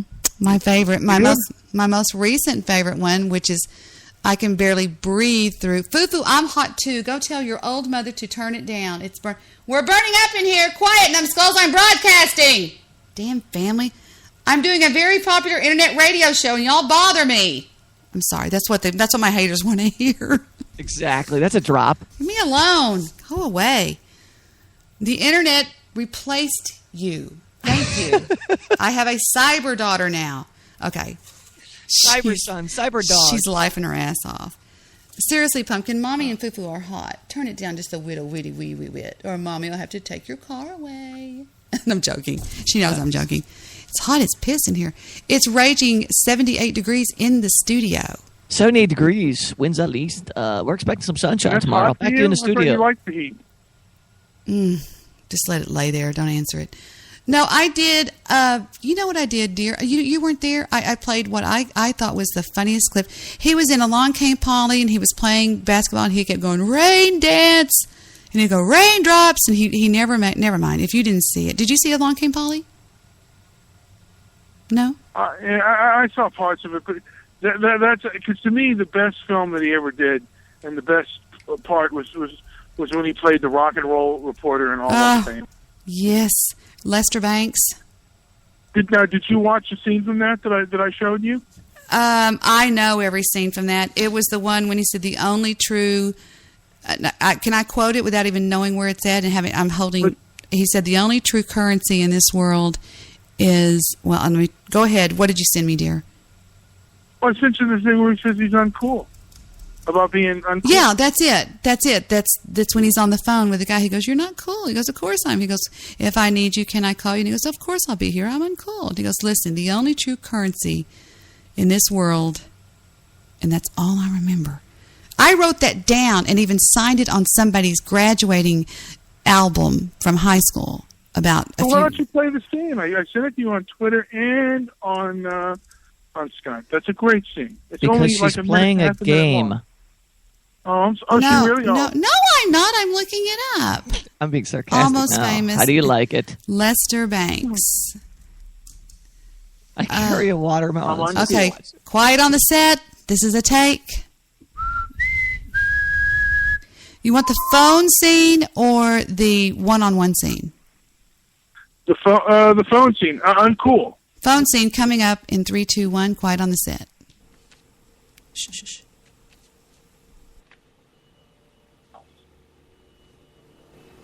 Oh, man. You made friends with him. See, friendship is the booze they feed you. Is they want you to get drunk and feeling like you belong. Well, it was fun. Because they make you feel cool. And hey, I met you. You are not cool. I know. Even when I thought I was, I knew I wasn't. Because we are uncool. Now, while women will always be a problem for guys like us, most of the great art in the world is about that very problem. Good-looking people, they got no spine. Their art never lasts. And they get the girls. But we're smarter. Yeah, I can really see that now. Yeah, because great art is about guilt and longing and, love disguised as sex and sex disguised as love. Hey, let's face it. You got a big head start. I'm glad you were home. I'm always home. I'm uncool. Me too. You're doing great. The only true currency in this bankrupt world is what you share with someone else when you're uncool. That's my advice to you. And I know you think these guys are your friends. If you want to be a true friend to them, be honest and unmerciful. Wow. Gone too soon. What a loss, man. Did you know I cried real tears over it? When I told Victor, I went to tell Victor and I said, Victor Phillips, we're all dead. And I just started crying. I was crying so hard because I was just, I don't know. It's horrible. Yeah, I mean, like I said, you think that someone that focused and, that into his craft would not have a drug problem like heroin. And, but I guess, someone who, maybe you don't get to be that good with a craft like that and not have, demons. I know. Somebody must have hurt him when he was a little boy. Yeah. Or hurt him when he was a teenager, or, who knows when the hurt comes, but, somewhere along the line, or maybe it was parting, who knows what led to his, he was probably always a chubby guy like me, and,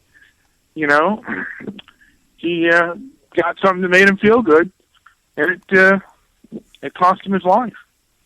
Yeah, sad, because the heroin is not weighed and measured. Courtney Love posted on his page, the real Courtney Love, she posted, "We're uncool, genius, rest in peace, Phil."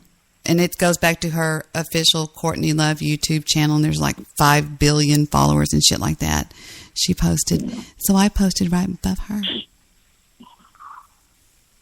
Yeah, I mean, to me, that film, and he was not in the film that much, but his part, what he played it just rang really true, and that's my favorite part of his. I almost said Lester Banks. Lester Bartholomew Jones, welcome to the show. How are you? Hello. Hey, buddy. Mr. Midnight Movie got me all depressed again. I could hear it in your voice. I tried to stop it, but it wouldn't. It couldn't be done. And I was all happy, playing happy music and everything. We were dancing. I'm joking, of course. I just wanted you to have a proper, because to me, I mean, is the scene in Along Came Polly as good as the scene is Uncool? Come on. Well, it will. Now, stop. Was there something we could do for you, Mr. More Than Perfect? God. I'm talking to Lester Bartholomew Jones, the God of Spreaker. Is there anything we can do for you? Well, there is, but I'm going to let y'all finish your pity party. Oh, here we go now. Here we go. Take me with you. I'm tonight. I'm actually seeking some advice. Nice. Don't either one of y'all say a word and mess it up. Hold on. I just think some people in the world are just fucking geniuses and some people aren't. I mean, I just think he was a master at his craft. Well, I didn't give 2 fucks about him. No, I'm joking. Are you familiar with Of Which We Talk? Yes, I am. I thought he was a great guy. Philip, major force in movies. Philip Seymour Hoffman did a scene in one very underrated funny movie called Along Came Polly. He played a brilliant character. It was just an overweight guy that was like, dude, I'll be your best man. Did either one of you see it? I have not. Damn. I have. You have? No, I have not. Oh, I'm surprised. Lester kind of has. Okay, like for example, I have my favorite movie that he was in, and I'll tell you all about that when you get done. Okay, there's a basketball scene when he's with the guy,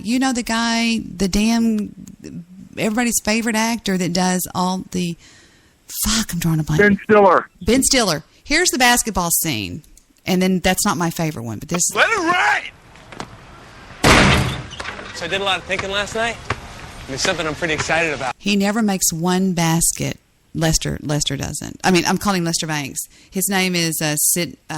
Anyway, he never makes one basket. What's up? Nice. Let it rain. Well, I feel like I might be ready to move on. Get my life back on track. So, I'm going to ask Polly Prince on a date. Oh, that's a mistake. She's not right for you, dude. Rain dance! Hey, you guys want to play some twos? You know what? Actually, we're kind of in the middle of a conversation. You douchebags bring your A game? What was that? I'm just messing with you, Sasquatch. Let's get it on. Take it roll! Take it roll! Outlet! Rain dance! Sandy, come on! Sandy! Sandy! White chocolate! Sandy! Raindrops! Old school! T! Time out. I'm burning. My lungs are burning. Time out. So why do you think Polly's so wrong for me? You don't even know this girl, Ruben. You haven't seen her since 7th grade. How different could she be? I mean, she was a senior delegate at the Model UN. She was in the chess club. She was a mathlete. I mean, her yearbook stats are really impressive. Did you see a tattoo on her back? Yeah? So what? Mathletes don't wear body art like that. Enough said. Ball in! Oh, I love him. He's so freaking funny. Do you see what he's doing, though? He's just this perfect guy. Did anybody in the chat room see Along Came Polly? Has anybody ever seen Along Came freaking Polly here? It's funny. I did. It was okay. It's not my favorite Philip Seymour, like the film that he was in. My favorite, actually, is a film called Happiness, where he plays an obscene phone caller, which Along Came Polly had a lot of really powerful comedians in it. It had the guy that played the naked guy when he goes, "Are you for scuba diving?" And you know what I mean? But anyway, Jennifer Aniston played Polly. She was the main character. But the funniest scene... Okay, now I know what movie you're talking about because Jennifer Aniston, I did see it. Uh-huh. Well, there was a scene where Sandy Lyle, which is the character played by Philip Seymour Hoffman, and he's just this overweight, neat guy, and he finds out at the very last moment that he's a pain in the ass to Ben Stiller's character, who is this perfect guy who does everything perfect. He won't eat out of nuts at a party because he says there's urine on people's hands. He's a freak. Well, at the very end, he works as a risk assessor for for Lloyd's of London. Okay, and he's been assigned to this gentleman that is a mad dog out of Australia. He's a volcano luging, crocodile wrestling, and they don't want to. His risk factor is really high that he's going to die at any moment, and he's trying to get $50 million in life insurance and this, that, and the other. Well, at the very last moment, when Ben Stiller is set to present to the company the statistics on this gentleman from this mad dog out of Australia, he can't do it because he's realizing that Polly is fixing to get on a plane and leave forever. So he assigns Philip Seymour Hoffman as his proxy to present it, and it is absolutely hysterical, that scene when he is presenting. Here it is. Just take a listen to him presenting to the insurance company as Ruben Pfeffer's proxy, and it's just played brilliantly. Here we go. This is a funny Let's scene. not bullcrap each other. On paper, Van Leeuw is one of the riskiest sons of bitches alive. But people, we cannot sum up a man's life with a bunch of numbers on a computer screen. Right? We all need to look into our hearts and go, do I think this dude is going to die in a few years or not? Is old Leland here going to fight off a man with the last name Reaper, first name... Now he's behind the wrong guy, so Alec Baldwin goes, move over a guy. He's standing behind the wrong person. who goes by the last name Reaper, first name Grimm, or will this base jumping,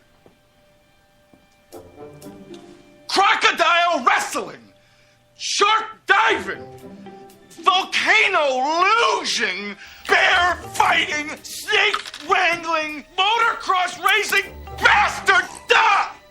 And the answer is no, friends, which is why myself, Reuben Pfeffer, Stan, and all of us here at Derby and Friends are willing to lay our asses on the line and proudly recommend that Leland Van Loo receive $50 million in life and health and automobile insurance for a duration of no less than 20 years. Now, he's always asked a question, guys, every time somebody meets him. Were you the child actor in Crocodile Tears? And he always denies it. And watch what he does, because he's previously learned a lesson from the father of the other guy. Watch what he answers. What do you think, guys? Are you that kid from Crocodile Tears? You're goddamn right I am. I thought so. Impressive presentation. He's insured. Yeah! Congratulations. Hey, bloody ripper. Love you, son. So there you go. That's my favorite scene out of Along Came Polly with female. His name chokes me up. Philip Seymour Hoffman. Now, what am I receiving here on the Skype, Mr. Jones? Well, what that is a page from Radio Survivor. Oh, wow. My favorite movie of him on Pirate Radio. Go ahead. Movies. It's just remembering him, and I think, now I haven't seen it, but down low, I think there's a clip of nothing but him. I'm not sure. Are you in the studio tonight, Lester? I absolutely am. Oh, you sound great, brother. Oh, we are blessed. Listen to this clarity on here. It's crazy. No comparison. Have any of you, Mr. Midnight Movie, have you seen Pirate Radio? No, I didn't see the movie. It took place in England, if I'm not mistaken, and you would love it. You would love it. Pirate Radio is a true story of how back in the 60s, the BBC, the government in London, in the UK outlawed rock and roll, outlawed it. Definitely. Well, they tell them, Lester, what they did. So they got a boat. That's it. You're right on. Go ahead. And they broadcast from a damn boat out in the middle of the ocean. They broadcast rock and roll. And was he one of the DJs? He was. He was the Count. And I think on that page, yes. And I think on that page that I sent you down low in that page, I think there's a whole trailer of just him. I'm not sure. No way. I got a message for the first time. It says problem loading page, but now it's trying. Oh, there, I got it. Remembering Philip Seymour Hoffman in Pirate Radio. Did you know, guys, that if it's late at night and out there on our big screen, we have a really big screen TV in the man cave, we call it. It's saved. Pirate Radio is saved on, the thing that you can save live DVR. And I watch it. I could almost watch it every single night. I've watched that movie, and I am not one for rewatching movies, but I can tell you this: I've watched that one like 4 or 5 times. Yeah, without lying, I've probably seen it about maybe more than that, maybe not. Here he is in. Okay, let me read this real quick too, because everybody tells me they want to hear me read. Like many folks, I am still shocked and saddened about the death of actor Philip Seymour Hoffman yesterday. He left us too soon. Writers across the web have been paying tribute by taking a look at some of his most iconic film roles. But as a long-time observer of the clandestine art of unlicensed radio, I cannot forget Hoffman's turn as the Count an American DJ aboard a 1960s British pirate radio ship in pirate radio, known as the boat that rocked outside the U.S. To me, the character represents both the romantic place the rock and roll DJ once held in our culture, as well as the less romantic reality of a personality whose off-mic qualities don't quite measure up to the world he creates on air. Interesting. Yep. Hoffman believably captured both the Count's bravado-filled showmanship in the broadcast booth and more reclusive, though still randy, side in his cabin. As he discussed in this interview clip, Hoffman observes how the Count, who saw himself as the world's greatest DJ delivering rock and roll medicine, was good at showing us to a happening at just the right time, even though he tended otherwise to keep to himself in the pirate ship's close quarters. Now, is he the one that slept with... No, he's not. He didn't sleep with the girl that... never mind. No. And here we go. Here is Philip Seymour Hoffman as the Count. If you don't like something, you simply make it illegal. Until one American DJ. I don't give a hootenanny about your limey laws. He's possibly the most famous broadcaster. Pirate Radio opens this weekend, and it stars Bill Nighy, Nick Frost, Tallulah Riley, and Philip Seymour Hoffman. The movie is about a group of renegade DJs who try to keep rock and roll alive aboard a ship just outside of the UK coast.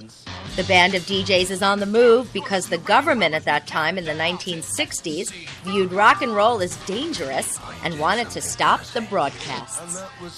Philip Seymour Hoffman plays the Count, and he talked about his character. He's considers himself, I think, the best DJ that ever existed. I don't think that's probably true, but he believes it wholeheartedly. I think he loves to be the center of the event. So I think she likes to show up. Me and Richard have talked about this a lot. Like when he senses that an event is in the making, he likes to show up right at that time and make sure he has something to do with it. But other than that, he probably just keeps to himself, which I found really funny when Richard said that, because I thought that was really true. And he likes to have a good time. I think he has a really big heart. And I think he truly believes that, I think he actually does believe that music, rock and roll, is the medicine. Is the medicine. Pirate Radio hits theaters this weekend. I died. And for a couple days after that. Academy Award winner Philip Seymour Hoffman. Bill Nighy. Very good taste. So that was anticlimactic. I thought it was going to be all about him. Oh, no. Let's do this. In the following clip, as the Count, he threatens to challenge the time-honored broadcast banning of the F word, casually comparing its lack of effort to the more devastating consequences of shooting a bullet or dropping a bomb. Let's take a listen. This is Seymour Hoffman on the boat that rocked.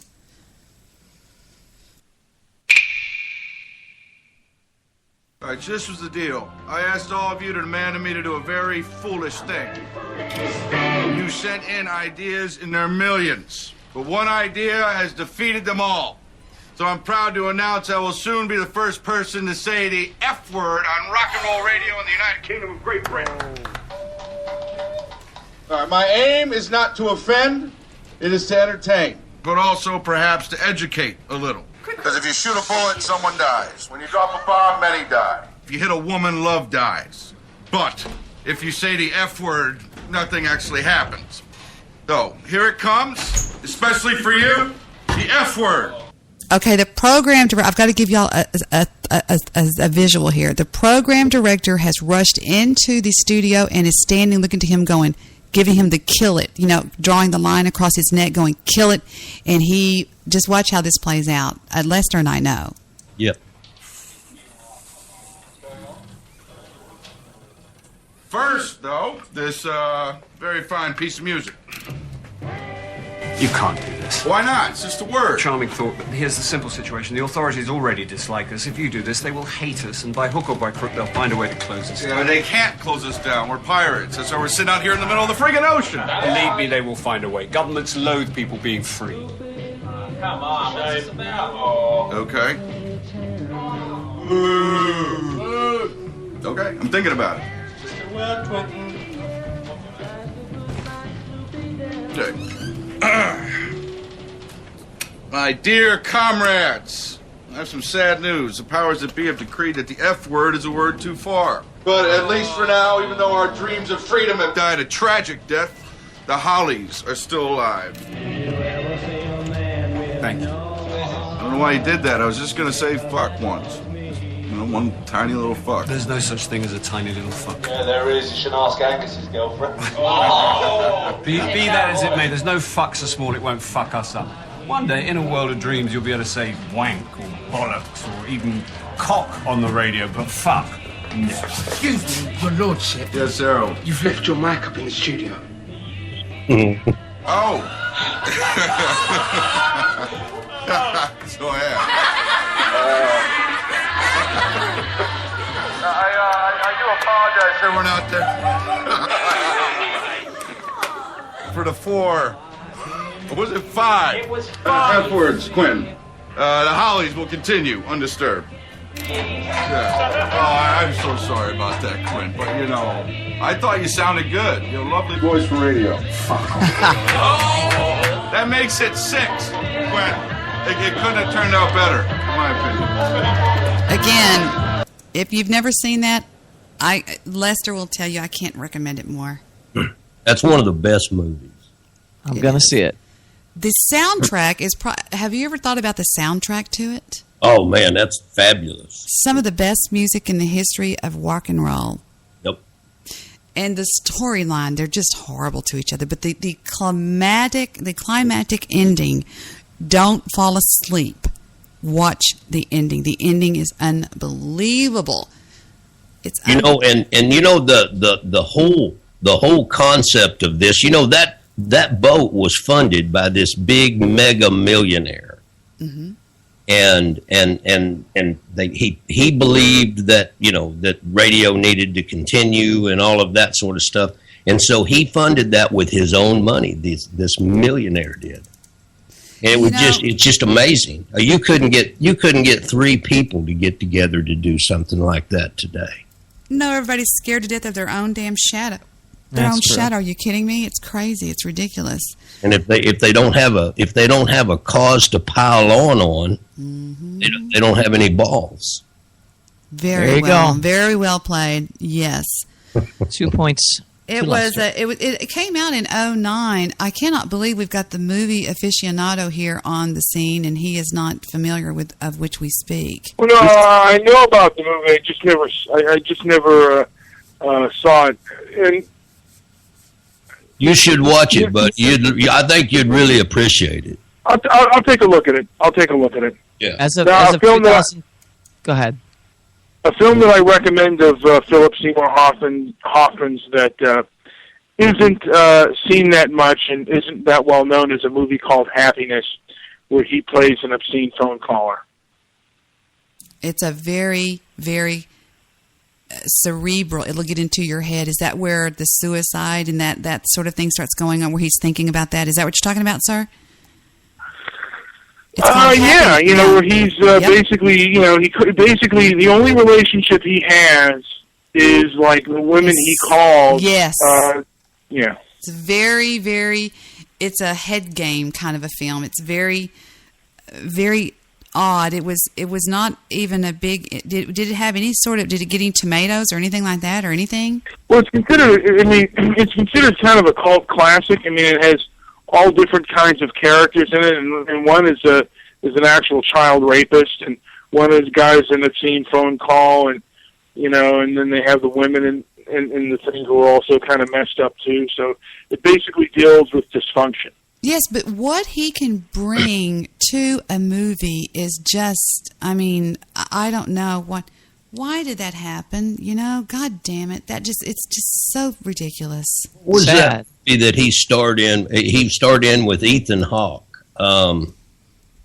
It's where they were brothers and they plotted to rob their parents' jewelry store. That's the one I'm thinking about, I think. Is that it? There was a movie I don't think it got any accolades. I fell in love with him in this weird movie that I watched one night by myself up late because I'm always been on a night owl. And it has something to do with his sister that he hates.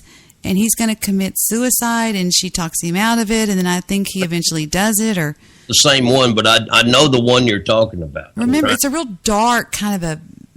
Yeah, you're in a good mood. Watch that movie, and you'll be. Yeah. You'll be licking the floor when it's on. This is amazing. Now, did he win an Oscar for Happiness? I don't know what he won an Oscar for. No, he won it for Capote. Oh, okay. Did y'all see Capote? I never saw Capote. Well, I saw it, but I don't. He played that little faggot really well. That's all I can say. Yes, he did. Although I liked the movie they made out of his book, and it was about the book he was writing in Cold Blood. Yeah, Cold Blood. That's right. Mm-hmm. A little history about that. In Cold Blood was written about it was about a family named the Clutter family, and the Clutter family, some of their family I grew up with, but not in the same area. But I knew all about that. Now I thought In Cold Blood was about the Helter Skelter murders. No. No. Well, this came before the Helter Skelter murders? Okay. Well, what was the? Talking because it was very rare. What was the Cold Blood about? What was the blood? I mean, what was it? A whole family was what? Do you know I don't really even know the story behind it. I just know the name of the family and all of that. Do you know that, Mr. Midnight Movie? Well, the family was they were murdered, and they were two guys. Robbed and murdered a family. Right. And I think it was in like 58, maybe 60, yeah.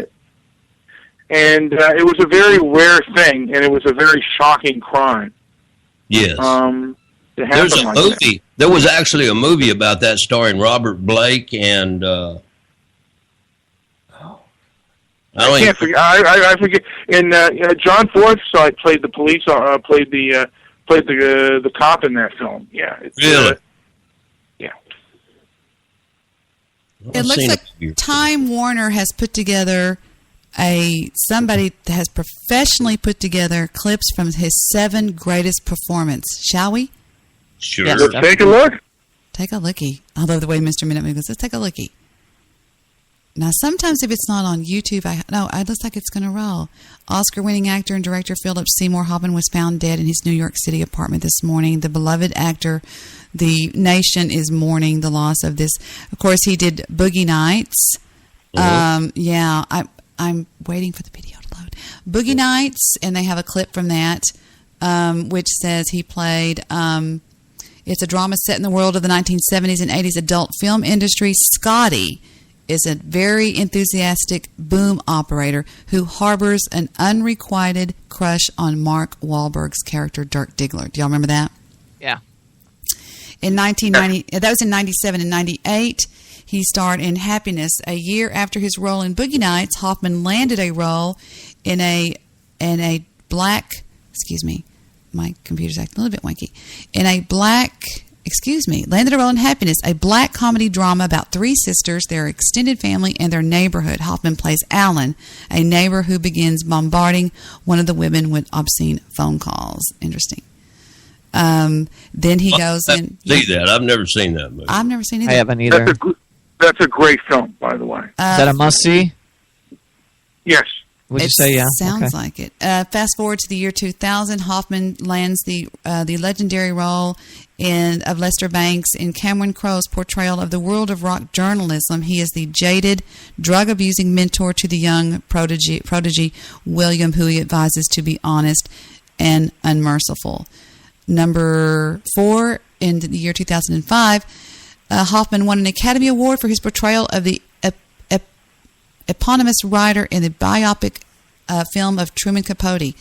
Hoffman played the author as he researches his book in Cold Blood and develops a close relationship with convicted murderer Perry Smith. There's a clip from that. Just stop me if you want to see a clip. Number 5, in 2007, he played Gus of Rakatos in Charlie Wilson's War. That was a good part. Hoffman played maverick CIA agent Gus Avrakotos, who partners with Texas Congressman Wilson to arm the Afghan Mujahideen. What's that word? Mujahideen. During the Soviet war with Afghanistan. Then skip forward to 2012. He played Lancaster Dodd in The Master. Hoffman won praises, including an Oscar nomination for Best Supporting Actress for his performance as the leader of a religious cult who recruits a World War II veteran, played by Joaquin Phoenix in The Master. Wow. Skip forward to The Most Wanted Man. He played Gunther Bachmann. In his final completed role, Hoffman played intelligence agent Gunther Bachmann in A Most Wanted Man, a film based on the spy novel by John le Carré. Read a preview. Oh, click here, sorry. And then that's the top 7 roles. Did anybody see his last film? Well, they didn't mention the film Punch Drunk Love, which is my favorite Adam Sandler film. He plays I guess a kind of a pimp character who's extorting Adam Sandler after he calls a 1-900 number. Oh, really? I don't know. I didn't hear that one either. I would like to see the... was he good in Charlie Wilson's War or Capote? He was great. Let's take a lookie at him in Charlie Wilson's War right here. They've got the clip if it'll play. Sometimes I have trouble with them. If anybody hadn't seen that, you would. That is an excellent movie. Is it really? Oh my God! Yeah. See, I'm having. It says not unable to connect for some reason. I can't connect to anything that's not on YouTube as far as videos go. But what the heck? Here he is in Boogie Nights. We'll try this one. Maybe it'll play. Here. Just keep coming. All right, open them. This is it. It's cool. Yeah.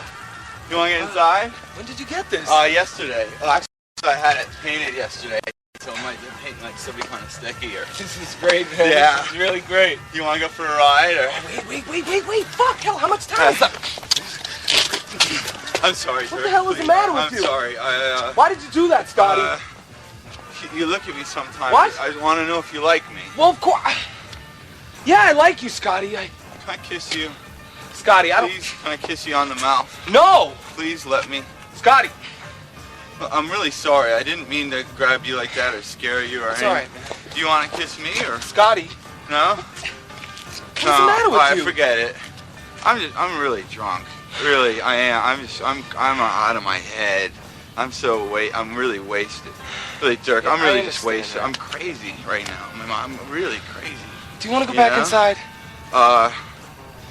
Do you like my car, Dirk? What? I mean, Yeah. because I wanted to, I wanted to make sure you thought it was cool, or else I was gonna take it back. Oh, Yeah. it's great, Scotty. Happy New Year. Happy New Year, I Scotty. love you. I really I love love you. you too, Scotty. Okay. Let's go back inside, okay? All right. All right.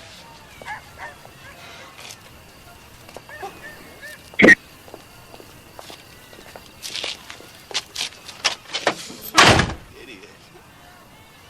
I'm a fucking idiot.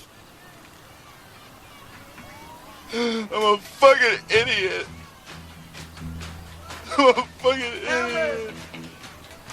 Ooh, what a dark movie that was. Yeah, it was a wild one. I saw parts of it. I didn't see the whole thing on Cinemax, but it was a really good. What I saw was really good. Then you don't know what you missed. Lester, did you see Boogie Nights? I did. Oh, dark movie, but wonderful movie. Burt Reynolds was in that, wasn't Burt he? Reynolds, yes, he was. He was a producer. So was that beautiful redhead that I think is one of the most beautiful women ever born. What is her name? The redhead that plays the main character? Oh, I know who. Julianne Moore. Oh, beautiful woman, I think. Just gorgeous. But then I love a redhead. So, what were you going to say? Somebody was going to say something, and I think I jumped right over them. Well, he did win the role for Capote, and I think he did a great job in that. And do you have any parts of that? But did the voice not make your teeth itch? What's that? In Capote, that voice he did? No? Yeah, but that's the way he talks. I mean, he he did a great job of playing him. Yeah, there was just, I mean, I don't know, just something about that movie, just that, I guess it was just that voice maybe or something.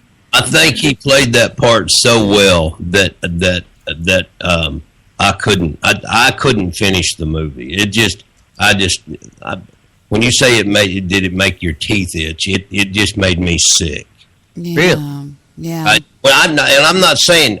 Look, he did a fabulous job of adapting to that guy, because Truman Capote was a little guy. He was a little man, and somehow they made him. He was able to shrink. I don't know what he did, but he didn't. You know, he even portrayed himself as a little guy. Well, let's take a listen to of that which we speak, which is Philip Seymour Hoffman in Capote. Let's take a listen. I'm not really familiar with it. And he said, "I feel like you're spiting me. Do you think I took this job to spite you?" I was writing the script as they were filming all that time in Italy, and I worked like mad all day long, and then dashed down to the bar around midnight to end in the next day's scenes. And Humphrey had just about moved into the hotel bar. Humphrey Bogart. Where he and John Huston. They drank every night. And I mean drank, like famished water buffaloes. Well, I'd only just handed them the final scene when the bellhop told me I had a phone call. And it was my stepfather, Joe Capote, calling to say that my mother had died. I flew home to New York, terribly distraught. But when I got to the apartment, I could see that Joe was in even worse shape than I was. He grabbed my hand and he said to me, "Talk."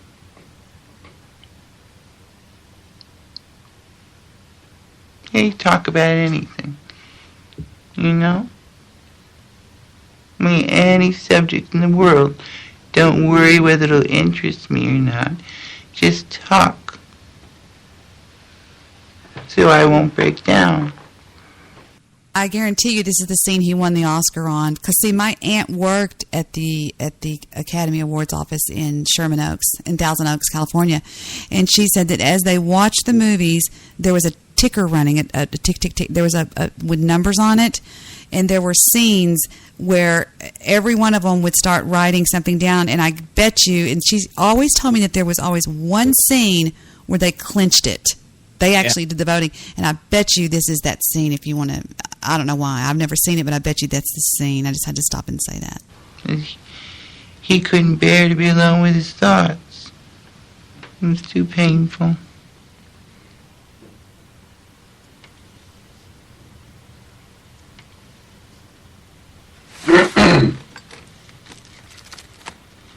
It's been a hard couple of weeks for Alvin.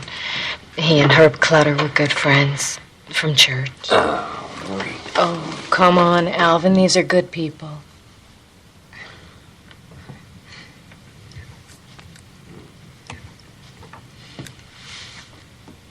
I have a feeling Alvin didn't like the gays. Yeah. Yeah, they were sitting at a dinner table with the Deweys. Do you remember that part, Mr. Midnight Movie, the Deweys? No? The part I do remember the most was when he was standing there and the two young men were being hung. He kind of used those guys to kind of like, he got them a lawyer and stuff, but he always, I think, knew that they were going to be executed.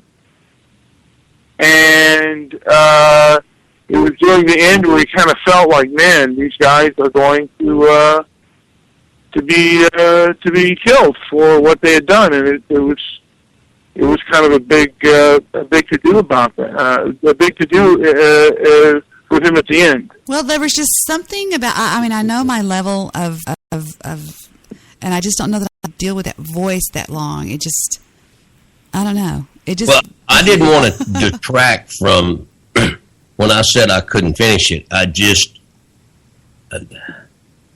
I just couldn't stand Truman Capote. Truman Capote was an opportunist, and really, he wrote that book. I mean, he was rushing. If I don't really know the whole story, but I know that there was supposed to be a time that he was worried that they were going to be executed before he could finish his book, before he could get all the details. Are you serious? That's oh, true. That's true. right. That's yeah, right. That's why he got them a lawyer.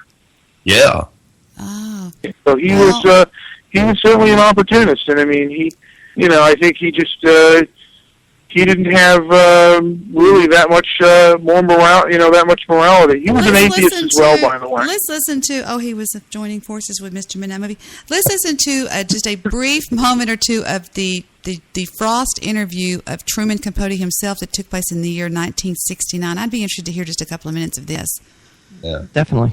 Which is more powerful, do you think, friendship or love? Friendship.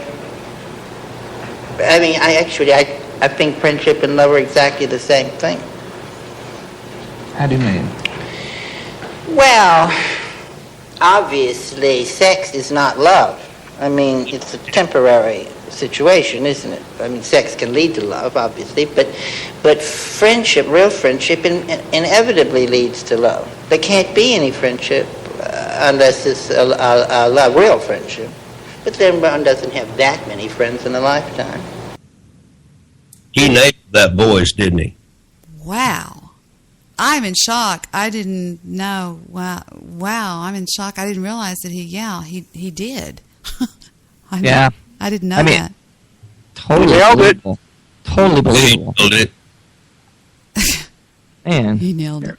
I guess I didn't realize, that I guess I just wasn't familiar with that thing, him. I'm just in shock, I guess, over all of this. I've had so much freaking death in my life that it just goes all over me. And I just thought that that man was extremely talented. And I just think it's a damn waste, especially when it's drugs, Absolutely. Piece of shit. Yeah. It is. I mean, if he would have walked out in front of a bus or died of cancer or something, I just hate that it was some bullshit piece of crap, chemical that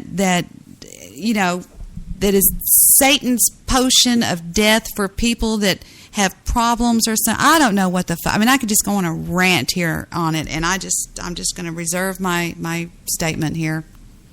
Yeah, you're right. It is. It's an absolute abomination of these young people. When in fact, if somebody hurt this guy in his younger years, I would rather see him, put out in the town square and a red hot poker shoved straight up his ass in front of everybody. I mean, red hot. I just that way. Yeah. And the sad thing is he had children. Did he? Yeah, he did. 3 of them, I think, didn't he? Yeah. Yeah. So much for Dad. Oh, hi, guys. Hi, where's Dad? Dad's dead. No more Dad, so we'll talk to y'all later, okay? Y'all get a stepdad or some bullshit like that. We'll see y'all later. Bye-bye. Click. Drugs. Freaking drugs. Yeah. Look at the musicians we lost. I mean, Jesus Christ, through the years. So many great actors and actresses and Janis Joplin, who had been clean for months, went to Los Angeles. She didn't want to go there because that's where all her drug buddies were. She goes there because they're going to debut her album, which, by the way, which had Bobby McGee on it. Yep. Posthumously. And she's in that hotel room, bored out of her freaking mind because they said, we don't have anything to do all day. Stay in your hotel room because of the paparazzi. She said, okay, fine. She gets bored. Who does she call? She calls up one of her drug dealers from her past, and he comes over there and he goes, look, this is powerful stuff. Be careful. And she goes, oh, I'm just going to do a little bit. What does she do? She shoots up, boom, dead as a doornail because they can't measure it. I mean, I've never done it. I wouldn't even know what heroin looked like. But I know for my friends telling me that, I mean, I've lost friends in my own to this shit, that when you put that needle in your arm, you don't know what you're getting. You could be getting 100 milligrams or 10 milligrams. Like Russian roulette? Exactly. Ugh. Horrifying. My own uncle in Houston went upstairs to wake up his 15-year-old daughter. Well, he's now in Houston. He was in Plano, Texas during the 80s the 90s, the 90s when there was the heroin, death capital of the world. And he went upstairs. My uncle went upstairs to wake his daughter up on Saturday because it was noon and she was dead as a doornail from heroin. Jeez. Yeah, crazy. It's insane. I don't know. Anybody out there listening, if you ever see it or if it's offered to you, run. I told my kids both one time in a very serious moment after that death, I took them both and I said, if any of your friends ever bring heroin inside this house, I will deal with them. And I never saw anything like it, but I don't know. I'm sorry if I'm insulting anybody out there that does it, that's listening to me right now, but whatever. Get help. Just get help. It's because horrible. It's going to kill you. Isn't it supposed to be like, besides meth or something like that, isn't it supposed to be like the worst drug in the world or something? Or it's the most addicting drug in the world. It's the most difficult to get off of because it causes physical pain. Yeah. So. Yeah, the physical withdrawals. But I've heard that once you pass the withdrawal stage, it's easier because there is a withdrawal. Other drugs don't have that, and the craving's still there. Go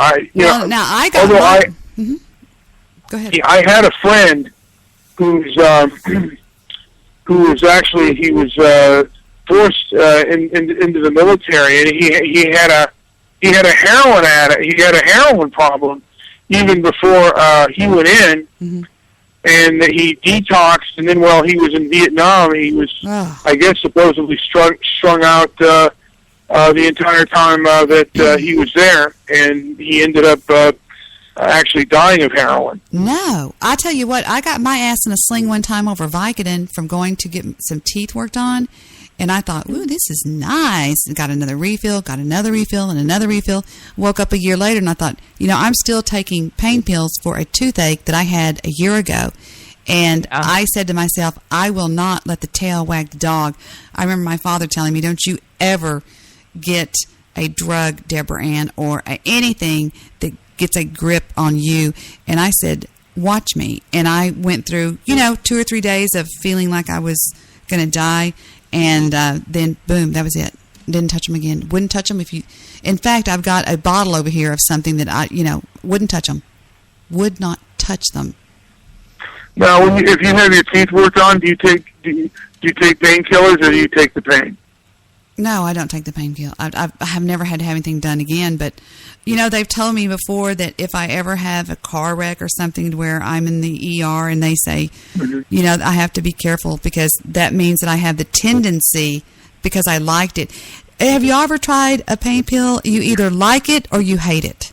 I had to take it because I had the surgeries on my arm, and I hated it. It made my body itch. It took the pain away. It's my kryptonite. It's to me, it's the Cadillac of drugs. But let me tell you something. It is a road. It's bad. I mean, I had the Vicodin 500s, and then they gave me the Vicodin 750s, which I don't know what that even means. I guess it's a milligram, whatever. I had to take every 3 to 4 hours for pain because I had 8 surgeries in the course of 2 months on my right arm. And at one point, I just stopped. I said I was vomiting. I couldn't eat. I couldn't. It was just horrendous. I couldn't sleep. So I just said, I'll deal with the pain. And my doctor says, you can't. How can you? And I did. Lester, have you ever had anything to do with it? We never get Lester on this damn program. Let's just all shut up and let him talk. I'm going to. Lester, have you ever dealt with anybody, a friend of yours, or you yourself, or anybody? I mean, I don't see him right now. Did he hang up? I don't think he hung up. I think he got disconnected. Disconnected? Maybe his call dropped. Oh. But, yeah, it got a hold of me. I'll tell you what, it got a hold of my mother, too, after the death of my little brother. She sort of went on him, and you either love him or you hate him. Like I had, my best friend couldn't take him. It made, like, Victor, it makes him sick at his stomach, Yeah. Ugh. Have you ever had anything to do with him? Yeah, all people are different when it comes to how they deal with drugs, and it really, like, alcoholism and drug abuse is a disease. There are people who can take crack and not get addicted to it. There are people that can take meth and not get addicted to it. But there are those few that will take it, and, you know, the first time or the first couple of times, they'll get addicted. It hits all people differently. Well, I heard that heroin is the one thing that you could do one time and you're addicted. It's more than likely any other drug, that's the one that you will get addicted to. And I've also heard that there's even more than crack, yeah. I've also heard that they've isolated the gene that has to do with addiction. Is that true? Yeah, I mean, particularly with alcoholism. Alcoholism, you know, like I said, it is a disease. And Never they don't treat it like a disease. I never had it. I never really was close to it, except, you know, of course, I'm not real sure what alcoholism is. I've heard before there's different ways. A lot of people think that an alcoholic gets up every day and drinks vodka. I don't know that that's true. I don't know really what defines an alcoholic. I think it's just somebody that cannot control the, you know, once they start drinking. Even if they only drink 2 times a month, if when they drink they just go into, you know, keep going and going and going, then I think that's an alcoholic. And all alcoholics are different. I mean, my grandfather, if there was no alcohol around, he would drink rubbing alcohol. There are all types of different types of alcoholics. Now, see, to me, that means that there's a person out there that cannot stand a clear view of the world. Exactly. They have to distort it in some way with marijuana, alcohol, something. And to me, and I'm not defending the drug Vicodin, but when I took it, and it was years ago, it did not distort the view. All it did was it made my body feel just really good. Like I could go out. I just was in this great mood and nothing hurt, and it was just wonderful to me. But wow, we had completely opposite effects. Isn't that amazing? Same drug. Did it have any negative effects, though, Deb? Were there any negative side effects to it? No. Really? I remember when I was doing it, we actually took the children to Disney World. I remember, and that was in the year like 93, I believe, 92, 93. They were young. I wanted them to experience it as little babies going, oh, it's a real mouse, you know, and which was a bad idea because it was a monster mouse. But it was fun. You know, we stayed right there by the whatever you call it, the whatever, and it was in Florida, and we drove. We wanted to drive. We went through the battlegrounds of, you know, not Gettysburg, Vicksburg, and went to the battleship and all that kind of stuff. Went on the Watchafalaya Bridge, the 32-mile bridge, and, you know, just it was a really super, one of those, you know, we've flown here and flown there and done every vacation possible, but for some reason that one always sticks out in my mind. I remember that was the one, that was the time that I was on those pills. And why do I remember that? I remember calling my doctor from that hotel room saying, can you call long distance and get a refill, because I only had 2 or 3 of them, and he did. And I thought, oh boy, then my life is going to be all perfect. How did he justify giving you a refill for something? What did you tell him you were in pain from? Well, what you would do is you would go and find like a shady doctor. I had a shady type doctor over here in Dallas that you would go to, and you would just say, hey, I've just got this, it hurts when I do this, you know, or whatever. Right. Jewish? No, he was Mexican, to tell you the truth. But oh, even more. Well, he was still a doctor. I mean, he was a very distinguished doctor. He lived in a huge house and had a beautiful wife, and he was of Mexican descent. But still, the bottom line is there's some of them that just write because they know you're going to be a patient. You're going to come back. And yeah, you're a client. You do. Yeah.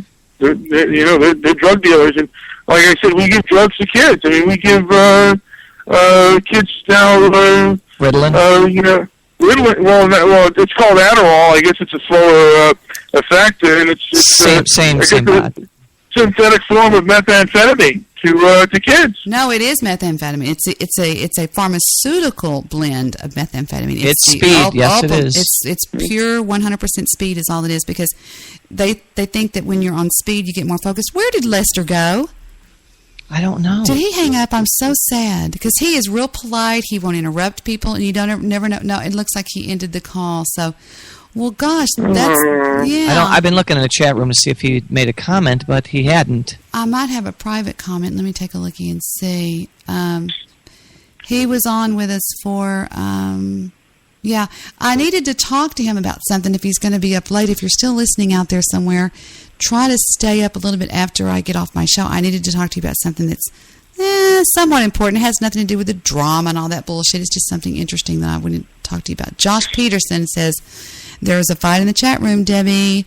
Oh, really? Okay. And then we've got a message from Joish Jew. Oh, goodness. Whoa, whoa, whoa, whoa. This is a long one. We won't read this over the air. Looking for the fight. This is a long one. Oh, do you see a fight? Then Andy Bond says, "Hey Debbie, I'm not mad at you." Well, Andy, can you hear me? I don't care. Be mad at me. Dave says, "Seconds to Live." Oh, Dave did his, bless his heart. Don't you love David, my baby?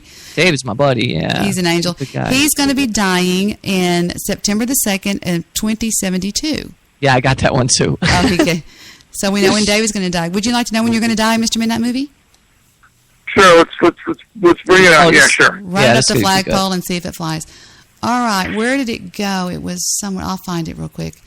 It was this it? No, that's Dante's Inferno. We now know Steve's going to hell, right? No, I'm going to heaven. I'm going to purgatory. Oh, I'm sorry. You're going to go to purgatory for a while and earn your stripes to get into heaven, but you will be eventually up there with me. I'll wait on you. I'm joking, of course. So we're going to see Mr. Midnight Movie. I'm now on the. Now you feel free to give a fake birth date. Don't dox yourself, but I need your day of birth. Okay, let's do December 25th. Okay, how cute. 1967. 1967. Let me get December 25th, 1967. Okay, you are a male. Would you consider yourself normal, pessimistic, sadistic, or optimistic? Pessimistic with a side of sadistic. I was going to go with that too. Okay, now here we go. We're going to get a little bit blah, blah, blah. Okay, we're going to check your BMI. I need your height and your weight. I am 5 feet 9.5 inches tall and about 275 pounds. All right, let me put that in there. Let's see, 175. And your BMI index is... do you want me to read it over the air? Yeah, I don't care. 39. Okay. What? 39. It's 5'10". I'd be dead by now. Well, let's see when you're going to die. You're a non-smoker, correct? Yes. All right. That's good. That's huge. Non-smoker. We got that. And your BMI, I need to enter that at 39. And here we go. Do, do, do, do, do.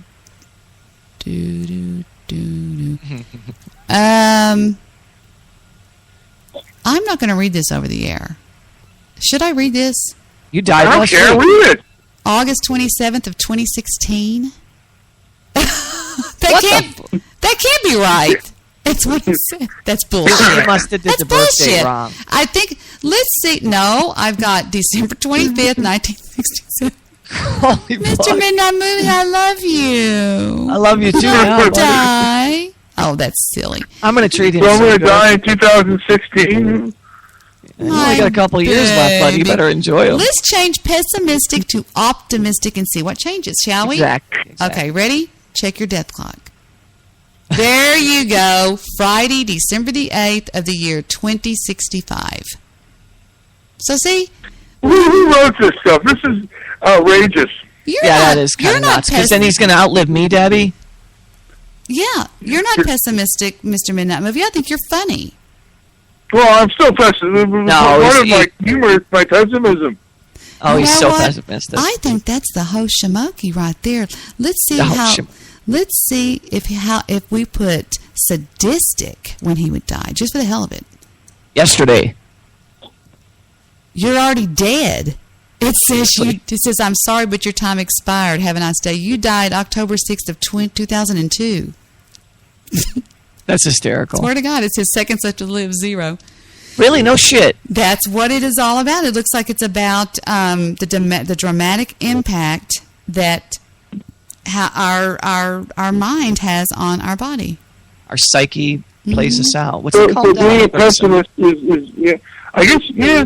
But I consider being pessimist being kind of a realist. Watch this. Let's put down that you're 5'10" and you weigh. Let's really fuck with this thing. Excuse my language. Let's say that you're 150. Let's say that let's just do BMI. Let's say your BMI is 29 instead of 39. Ready? Non-smoker, but you're still sadistic. Okay? Here we go. You died the year 2004, October the 5th. So nice knowing you. What is this nonsense? I mean, Stalin lived for a long time, and would you say that he was sadistic? Well, actually, he didn't live. Well, no, I'm sorry. Joseph Mengele lived for a long time. Let's change sadistic to optimistic and see. Maybe that's why you and I were going to live a long time. So I've got non-smoker, 29 BMI, optimistic male in 1967. Take it away, death clock. You're going to die December the 8th, the year 2067.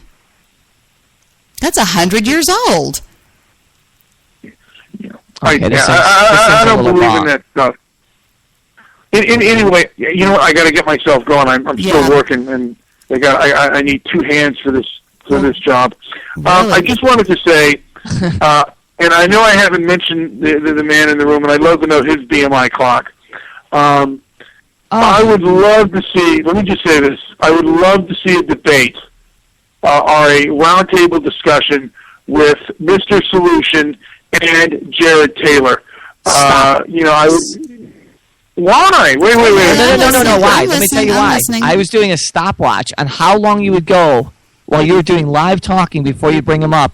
You went 7 minutes and 48 seconds of live straight talking. I kept pausing it in between. Okay. Well, no, the only reason... Okay, and I wouldn't have mentioned him, but it just was in my head. Go ahead. Jared Taylor. I would, and I don't know how much this... I think he would... if Mr. Solution is the real father, my real BTR Spreaker father, he will take up the challenge of a discussion or a debate with Jared Taylor. I think he needs to prove to me that he's up to the task. Well, because I see when I saw the questions that Mr. Solution has posed to my future guest, who is it, Jared? Larry Elder. Larry Elder. I was a bit taken back. The questions that he proposed that I asked him are, number one, do you now regret having dishonored your father by refusing to speak to him for 15 years? Okay.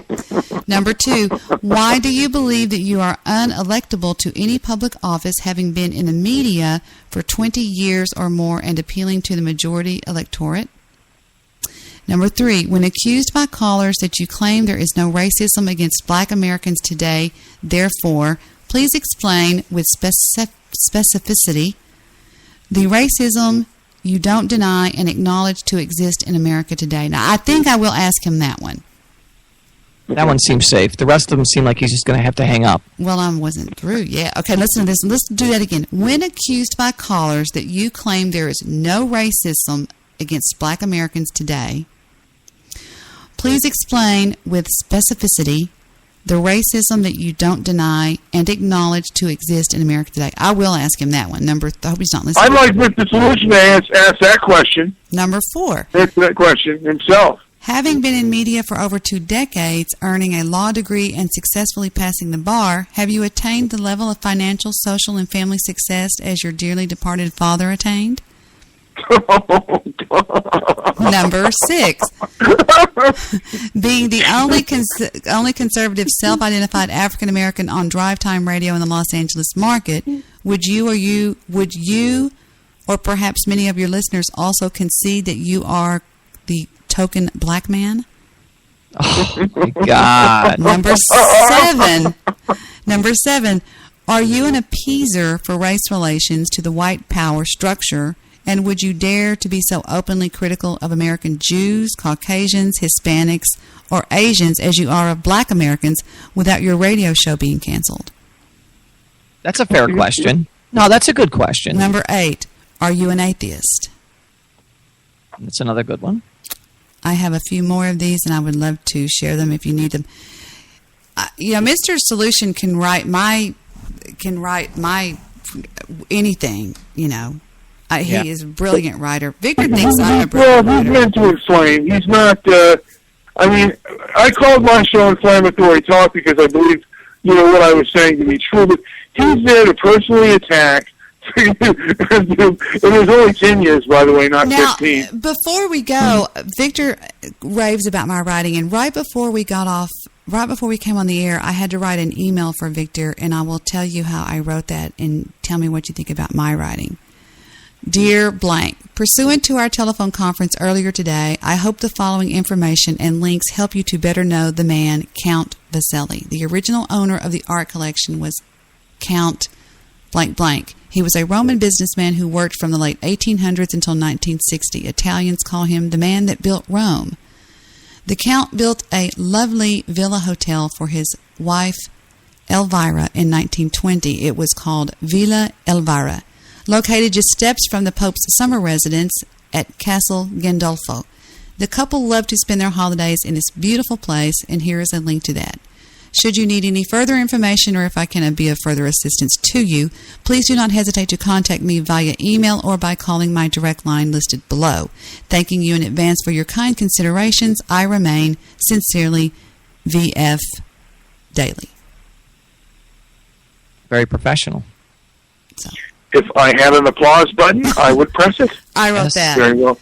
Victor just raves about my writing, but I think I swing a little bit more in the legal realm, just because... Well, you're far more diplomatic. I mean, Mr. Solution, if he doesn't like somebody, he goes right for the jugular and really for malice. And you know what? Larry Elder is not a person who has malice towards anyone unless they show it to them first. And to me, those questions seem to be with malice. Some of them definitely are. I mean, without question, some of those are attacks. I will be happy to show... I'm sorry, I thought you were through. Well, if I were asked those questions, I would absolutely think that host is just trying to pin me against a wall.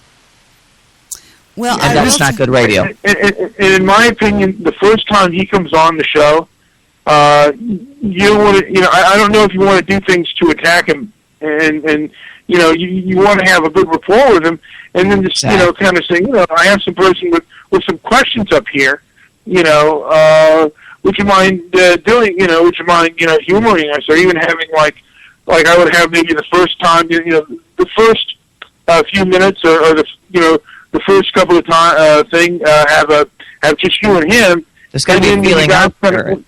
Yeah, feeling out period, and then when things, if there's a lull, then have a panel show after that.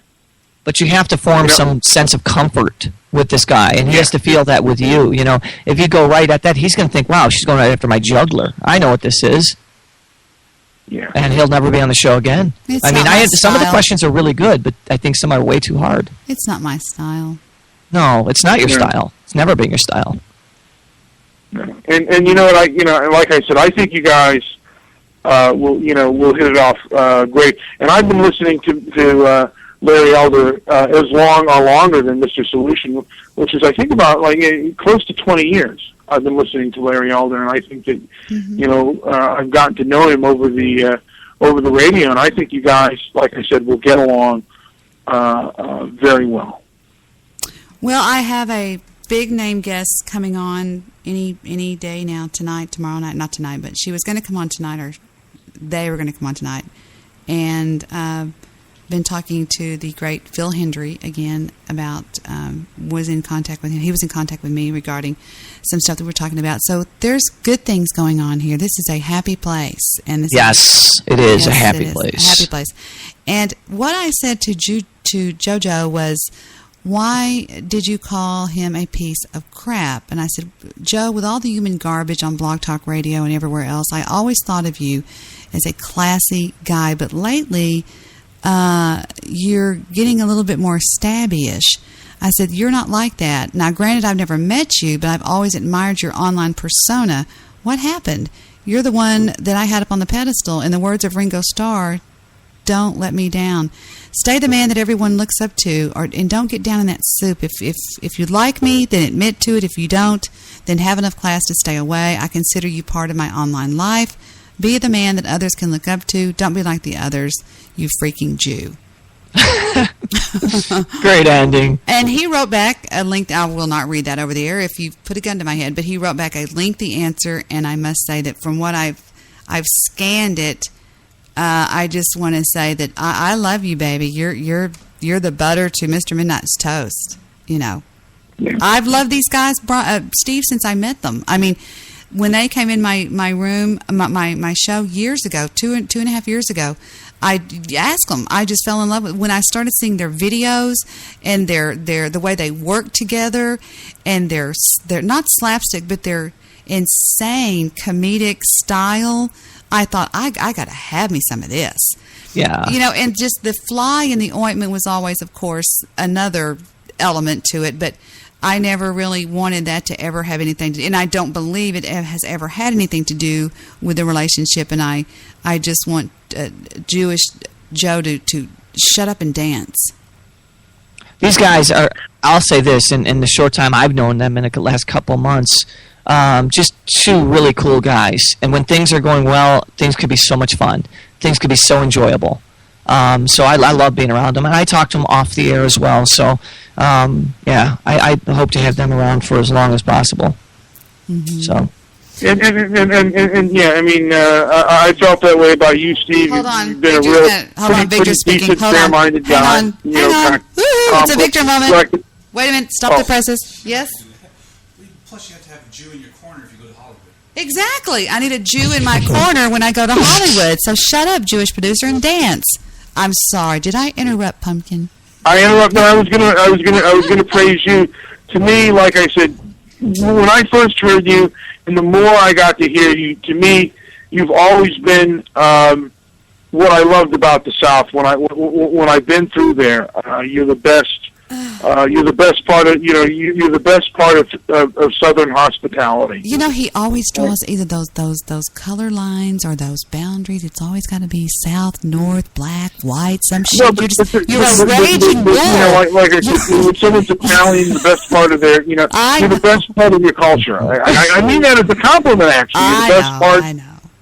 Well, you're a good guy, buddy. You're a good guy. Thank you. Just come on down here and we'll show you a good time.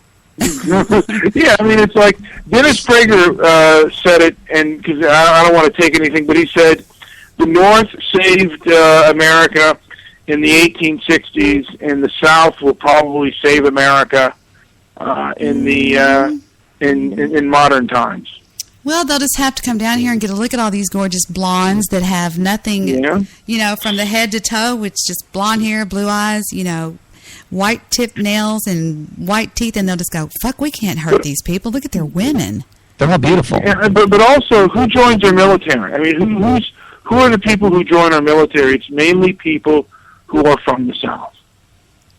Okay, Southerners make up the biggest portion of our military. But you know, there's nothing, to me, Mr. Midnight Movie, there is nothing more handsome than a young, strapping Marine that's got that shave, that suntan, that strong jaw. They're just cool, and you know, and they're usually from the South. You're right. Before we go, that brings me to one thing. First, I want to tell Jewish producer, when I say shut up and dance, that means we're on the dance floor. Just shut up and dance. You know, when you say that, you should play Al Jolson's "Mammy." You have the clip. Oh my God. Write that down, Steve. Okay. No, I want to show y'all something that it's called. You might not have heard. It's called Two Marines Discussing Texas. Now, if you've seen it, then don't talk about it. Just let the people that haven't let it hit them for the first time. This is Two Marines Discussing Texas, and this goes right along with what Mr. Midnight Movie just said. This is funny. Mute. Hey, Texas. Fucking Texas, the greatest state in fucking America. Any other state's a fucking shit stain on the underpants of the Constitution, our founding fathers. You know why there's no fags in Texas? Because we killed them all. Ain't no AIDS in Texas neither.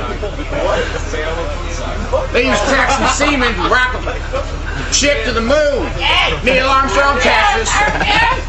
George W. Bush, Texas. Texas. Our seamen can fucking swim faster, harder, stronger, live longer. They use our semen jet fuel, rocket propellant. Fucking. No such thing as STDs in Texas. Inbreeding? No, not in Texas. Fucking Texas Marines don't need to learn how to speak Arabic. We just beat them until they speak fucking English. Or have it this. Welcome to Texas. We invented the moon just so we can... Sharafna, motherfuckers! Sharafna. Titties are bigger. All the pussies are shaved in Texas. Every bitch swallows. All our cocks are fucking huge and voluptuous and juicy and attractive. Very attractive penises in Texas. Burgers are bigger. Hot dogs are longer. Fucking Texas. Beer's colder. Concrete dries quicker. Fucking Texas. What do you know? Puddles evaporate faster. Fucking Kool-Aid stronger. That's weird. Man, we got drive-through liquor stores in Texas. Drive-through fucking liquor stores. Every truck is sold with a gun rack. That ain't no shit neither. We don't fucking tickle fight in Texas neither. Pillow fights are bullshit unless they're nude women. The vaginas are a lot shorter, narrower, wetter, taste better. Can't catch Texas. Can't catch cancer in Texas. Can't catch AIDS in Texas. Possible. Fact. What was that? 2 American soldiers in Iraq discussing why Texas is superior. Oh, wow. Marines. One of them's short, one of them's tall, and it's cute to watch them. He says you can get we always have tickle fights in Texas. Well, it ends up, I cut it short, but they end up having a tickle fight. It's really funny. But they're riding in the back of a one of those armed vehicles, and like a Humvee or something. Yeah, exactly. And they're talking about Texas. I just think it's funny. The beer's colder, the concrete dries quicker, and they're just pulling that part made me laugh. Just pulling this off the top of their head, really. And I think it's cute. But that was what Mr. Moon, that movie said, that Texas, and they were mostly from the. I just thought it went right with it. Oh, that's absolutely true. That's why I always made a wonderful second chair in radio when I was with Ken Goldberg. I was just Johnny on the spot. I did this when I was in college in West Texas. I was, I was in the studio. There was a DJ there, and I was just like boom, boom, boom. I had books that I would feed him. I would be flipping pages back, from Led Zeppelin to, to stories of the song, what this song meant, what that song, and different stories of the band members and stuff. And he would be going, well, it seems that, let's see, this, whatever. And I just was great at just feeding things. And that's sort of that's why I play audio. And if you'll notice, the audio pretty much, and I'm not patting myself on the back. Wait a minute, let me reach over there. There we go. But the audio that I play usually goes right with whatever we're talking about. You know what I mean? Yeah, you always stay on subject. So always standpoint. Yep. I always produce my own shows as they're going. Well, that's the best way to do it because, like, as I said in that one little snippet thing that I did, I said that. I'm like, well, we don't really sit down with a big plan before a show. In fact, it's usually just as it's going along because you never know. If you set it for just a course one way, you're only going to go one way because you don't know how things are going to go. Steve, I've never planned a show. I mean, I've had a few guests on, but anything before that, I just flip the mic on and go, hey, guys, and I look up at that clock and I go, it's Tuesday night, and I'm on. Whatever. Here we go. Let's go with it, But I found out from listening to a female talk show doer, I wouldn't even call her a host, but she goes on there and she just starts talking about her and her very private little world, and people don't care about that. Now, they may care about what you think about the world, but they don't care about your world. I did this and I did that, and oh, let's see, that to me I just have to turn it off. I'm like, sorry, but I don't care. I mean, you got to. I don't get the point in it. I don't know why they would even attempt it. Well, you know what I mean? You have to be somewhat, interesting to you got to remember you're an entertainer to an audience. That's the whole point. And nobody cares about your little world. I don't. I mean, it's not that I'm cold-blooded. I don't care. I don't know you. Possibly if I knew you, I would, but I'm not your mother, and you're not calling your best friend and going, well, I had to do this today, and I baked a turkey, and okay, well, oh, and by the way, I have an announcement. I got a second show on iHeartRadio today. There you go. I think that's the title of my show. Is it? No? No, it's... I did that earlier. Yeah, it was so weird. I was talking to some people on Facebook, went over to check my email at my husband's insistence because he had given me some attachments from his email. He emails me from the other room. Hi, baby out there. He'll email me from the other room. Sent you an email, and I checked it, and I noticed there was one from iHeartRadio that said, you have been approved for the show blank. And I was like, oh my gosh, that's great. And so I'm now going to be working towards getting my third show on iHeartRadio. I want to do a hat trick, all three. Very nice. Beautiful. I'm very proud of you. Congratulations. I'd like to be the first one to say that on air. Well, you're probably going to be the only one that says it on air because she probably cheated. Aunt B's in the chat room. We have a John Travolta and an Aunt B, man. Oh, dear. We have to read some of these. I'm going to read some. Oh, you're the best at this. You can read some, too. Oh, I love you doing it. You just... No, you have to read Aunt B. You do it with such vigor. Tahiti Joe, let's start here and say, Hudson says, 17 days. Hey, man, I don't want to rain on your parade, but we're not going to last 17 hours. Those things are going to come in here just like they did before, and they're going to come in here. And Slayer goes, I know what you're saying with she gave me a chubby, then called me a rat. And watch the hair goes, kiss me. And RD goes, Superstar goes, maybe we could build a fire, sing a couple of songs, huh? Why don't we try that? RD goes, who do we throw in the fire? And watch the hair goes, why are you such a cock tease? I went backwards on that one, I just realized. And then Superstar says, Hudson goes, Miss Superstar, she goes, you better just start dealing with it, Hudson. Listen to me, Hudson. You deal with it because you need to, and I'm sick of your bullshit. Josh Peterson says, hey, Superstar, what's up? Tahiti Joe goes, well, somebody's going to have to go out there, take a portable terminal, go out there and patch in manually. Hudson goes, oh, yeah, sure. With those things running around, you can count me out. Slayer goes, sissy. Superstar says, yeah, I guess we can just count you out of everything, Hudson. Hudson says, hey, why don't you just go, man? And then watch the hair goes, well, yeah, that's why I'm here, to change. Tahiti Joe says, I'll go. I mean, I'm the only one qualified to remote pilot the ship anyway. Hudson says, yeah, right, man. Joe should go. Tahiti Joe says, believe me, I'd prefer not to. I'm not stupid. Slayer says, Joe, are you one of those drone pilots that crashed that drone last week? And Buckwheat says, Buckwheat. Are y'all going to make me do Buckwheat?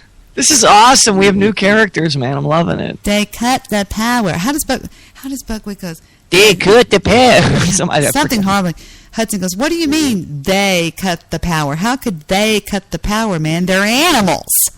Hudson goes, oh, dear Lord Jesus, this ain't happening. Man, this can't be happening, man. This isn't happening. Tahiti Joe goes, we're going to make it. You've got to believe that.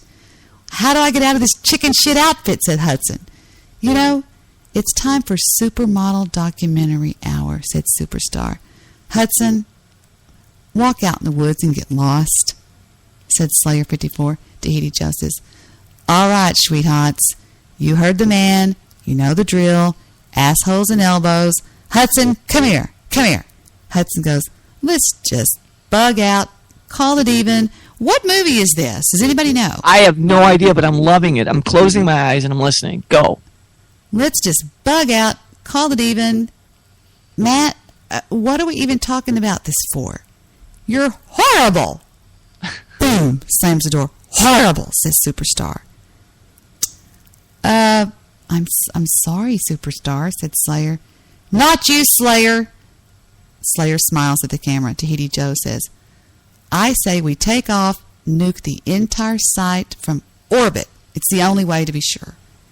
Fucking A, says Hudson. Superstar, it's time I told you how your parents died. Well, what does that have to do with a talent contest? Answers Superstar. Everything. I told you that just to make you feel better. Just when it looked like your parents would be triumphant again, the unthinkable happened. Fat Teddy McGinney's belly struck the record player, accidentally turning up the speed, and they step danced. Wow. They began to get quicker and quicker. Poor things, trying to keep up, and that's when your mother fell and she took your dad down with her. And before the dancers could stop themselves, they stomped your parents to death. We have the most intelligent chat room ever. I took some baking soda like Debbie said. I feel much better, says Slayer 454. Hudson says, maybe you haven't been keeping up on current events, but we got our asses kicked, pal. And RD says, laughing out loud, it's Steve. And then Josh Peterson says, hey, Hudson. RD goes, that's a record. Hudson says, maybe you haven't been keeping up on current events, and I just read that twice. Was that an echo, Hudson? Oh, it was supposed to be read twice. And Watch the Hair goes, you're cruising for a bruising. I got me one hell of a lag over here, says Hudson. Hey, Joe, says Josh. Watch the Hair says, that's cool, baby. You know how it is, rocking and rolling and whatnot. Tahiti Joe, he actually breaks the fourth wall here during character and goes, what's up, Josh? Here comes do-do-do-do-do-do. Once pure. Wait a minute. I see no fight humanoids with mental conditions. Tahiti Joe goes, I flew single-engine fighters in the Air Force, but this plane has 4 engines. It's an entirely different kind of flying. Whoop-de-fucking-do, says Hudson. I'm impressed. Josh breaks fourth wall again and says, not much, Joe. How are you doing? Oh, just hanging around, Josh. Okay. Hudson says, they're coming out of the walls. They're coming out of the goddamn walls. Let's book. And then Josh breaks again and says, okay, just checking in with you, Joe. Okay. Back to Joe, I just read the side effects of hot sauce. It says nothing about mental conditions, says Slayer 54. Hot sauce refers to any spicy sauce made from chili peppers. If my nose sounds up because I got my glasses on and they sit at the end of my nose because I took my contacts out. Drinking hot sauce could cause a burning sensation on your lips, mouth, tongue, and throat. It might cause you to sweat. Your eyes may water. Capsaicin. That's it. Is the chemical responsible for the hot taste of the chili pepper and the hot sauce. And you can see more at the link below. Steve. Yes. You're next.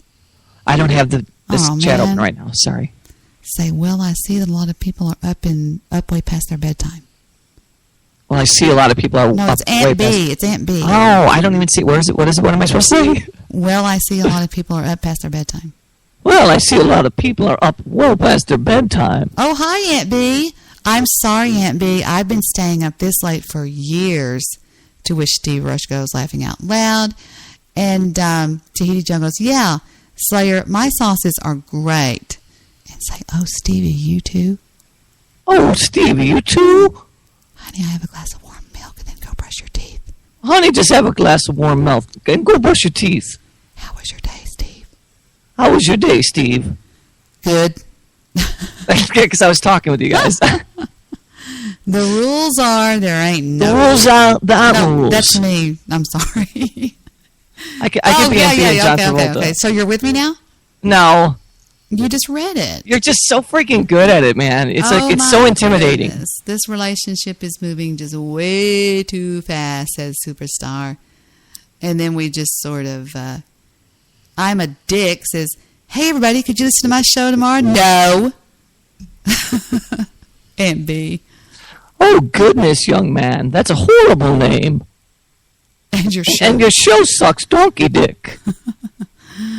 Oh, wow. Aunt B, I'm selling part of my butt plug collection. Email me your offer. Oh, my God. That's horrible. Superstar, the young man won't buy the cow if you're going to get the milk for free. Superstar, if you kiss me like that tree, I'm game. Well, you can't fuck the future. No, wait, you can't fuck the future. The future fucks you. It catches up with you and it fucks you as if you hadn't planned for it. That's too, I'm a dick. That's true, I'm a dick, I guess. So is that a yes? You're going to listen to my show tomorrow? No, we're not going to. That's awesome. God, that's pretty funny. We have the greatest chat room we ever. We really do, but we have one more little speech here about Tahiti Joe. No, look, you got to understand what it's like, baby. You come from the streets, and suddenly you're up here with these women. They're throwing themselves at you. Read that as a Chicago guy. I can't see it. I did kill it that time. I apologize. No, look, you just got to understand, baby. You come from the streets, and suddenly you're up here, and these women, they're throwing themselves at you. And they smell so good, and they really take care of themselves. Wait, that's from... that is from... Oh, that's from, the baby, nobody puts baby in the corner. Mr. Midnight Movie, where are you? The dance movie, nobody puts baby in the corner. Goes, I had the time of my life. Anyway, he goes, you got to understand, baby. Patrick Swayze. Baby, you come up here from the streets and suddenly you're up here and these women, they're throwing themselves at you and they smell so good and they take really good care of themselves. I mean, I never knew women like that, and they're rich. They're so goddamn rich, and you think they must know about everything, and they're slipping their room keys in my hand 2 and 3 times a day, different women. So here I am thinking I'm scoring big, right? And for a while you think, hey, they wouldn't be doing this if they didn't really care about me, right? But sloppy seconds isn't my style. And then Aunt B goes, okay, Andy, I just want one day, don't listen to the names that people call you. Oh, are you kidding me? You sounded like? You sounded like, what's his face? Andy's, Barney. You sounded like Barney when you were doing her voice. Oh, wow, really? Yeah. Very intriguing. Cute. That's cute. All right, so we have two of my characters are regulars in the room. Thank you, guys. Awesome. Very creative. Anyone smell burning toast? I get those, I'll never forget my old dad when these things would happen to me, the things that he'd say to me. It's Igor. You know what I'm talking about? Okay, yeah. I thought your hump was on the other side. It's from Igor is brand new, right? Yeah, I think so. Hey, welcome, Igor. What the hell are you doing in the bathroom all day and night? Why don't you get out of there and give someone else a chance? That's from another movie. These are all from movies. These guys are brilliant. Jesus Christ. We have the smartest chat room. That's all I'm saying. Oh, no boasting. I just wanted to tell the person in the chat room that sent me the email regarding the invasion of the Amazons the other night. I did receive that, and that was really funny, and I will take that to my grave. So, thank you. That was very sweet. Cool. That's called talking in code, bitch. How about that? That's called, I had no idea what she was saying, but it sure sounded real. Hey, Mr. Tambourine Man, say a prayer for me. I'm joking. So we're at the 189 mark. I think it's time we pull it and bid our chatters adieu. And our beloved Mr. Midnight Movie and our beloved Mr. Jewish Producer. And what do you think? Lester was on the show. Thank you, Lester, for being on the show, buddy. Well, he just goes without saying. He's the Spreaker god, and I'm glad I know the guy. He was just whatever. I love him to death. He's such a class act, man. Burning toast. One last time, please listen to my show. No! No, we're not going to. Werewolf. All right. Well, I'm going to follow you and see what your show's about. I'm a dick. He's our choir boy. I'm joking. Okay. Well, he may not be once I listen to a show. We'll see. I love it. I can't imagine.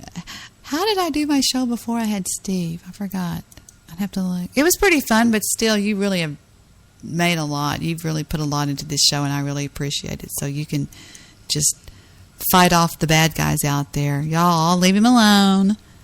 Right? What?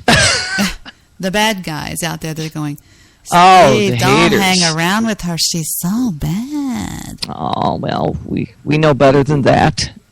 Yeah, I'm just absolutely rotten to the core. I'm here to tell you. I cry. I can't stand it. Every night after I leave the show, I grab my pillow and I go in the corner and I have myself a good cry. You know what I love? I love the way they go, no, you don't know her. But she's so sweet on the air. No, you don't know her. In the private Skype chats that we have with her, she's vicious. And I'm like, isn't it interesting? What do you say about that, crowd? A little bit louder, please.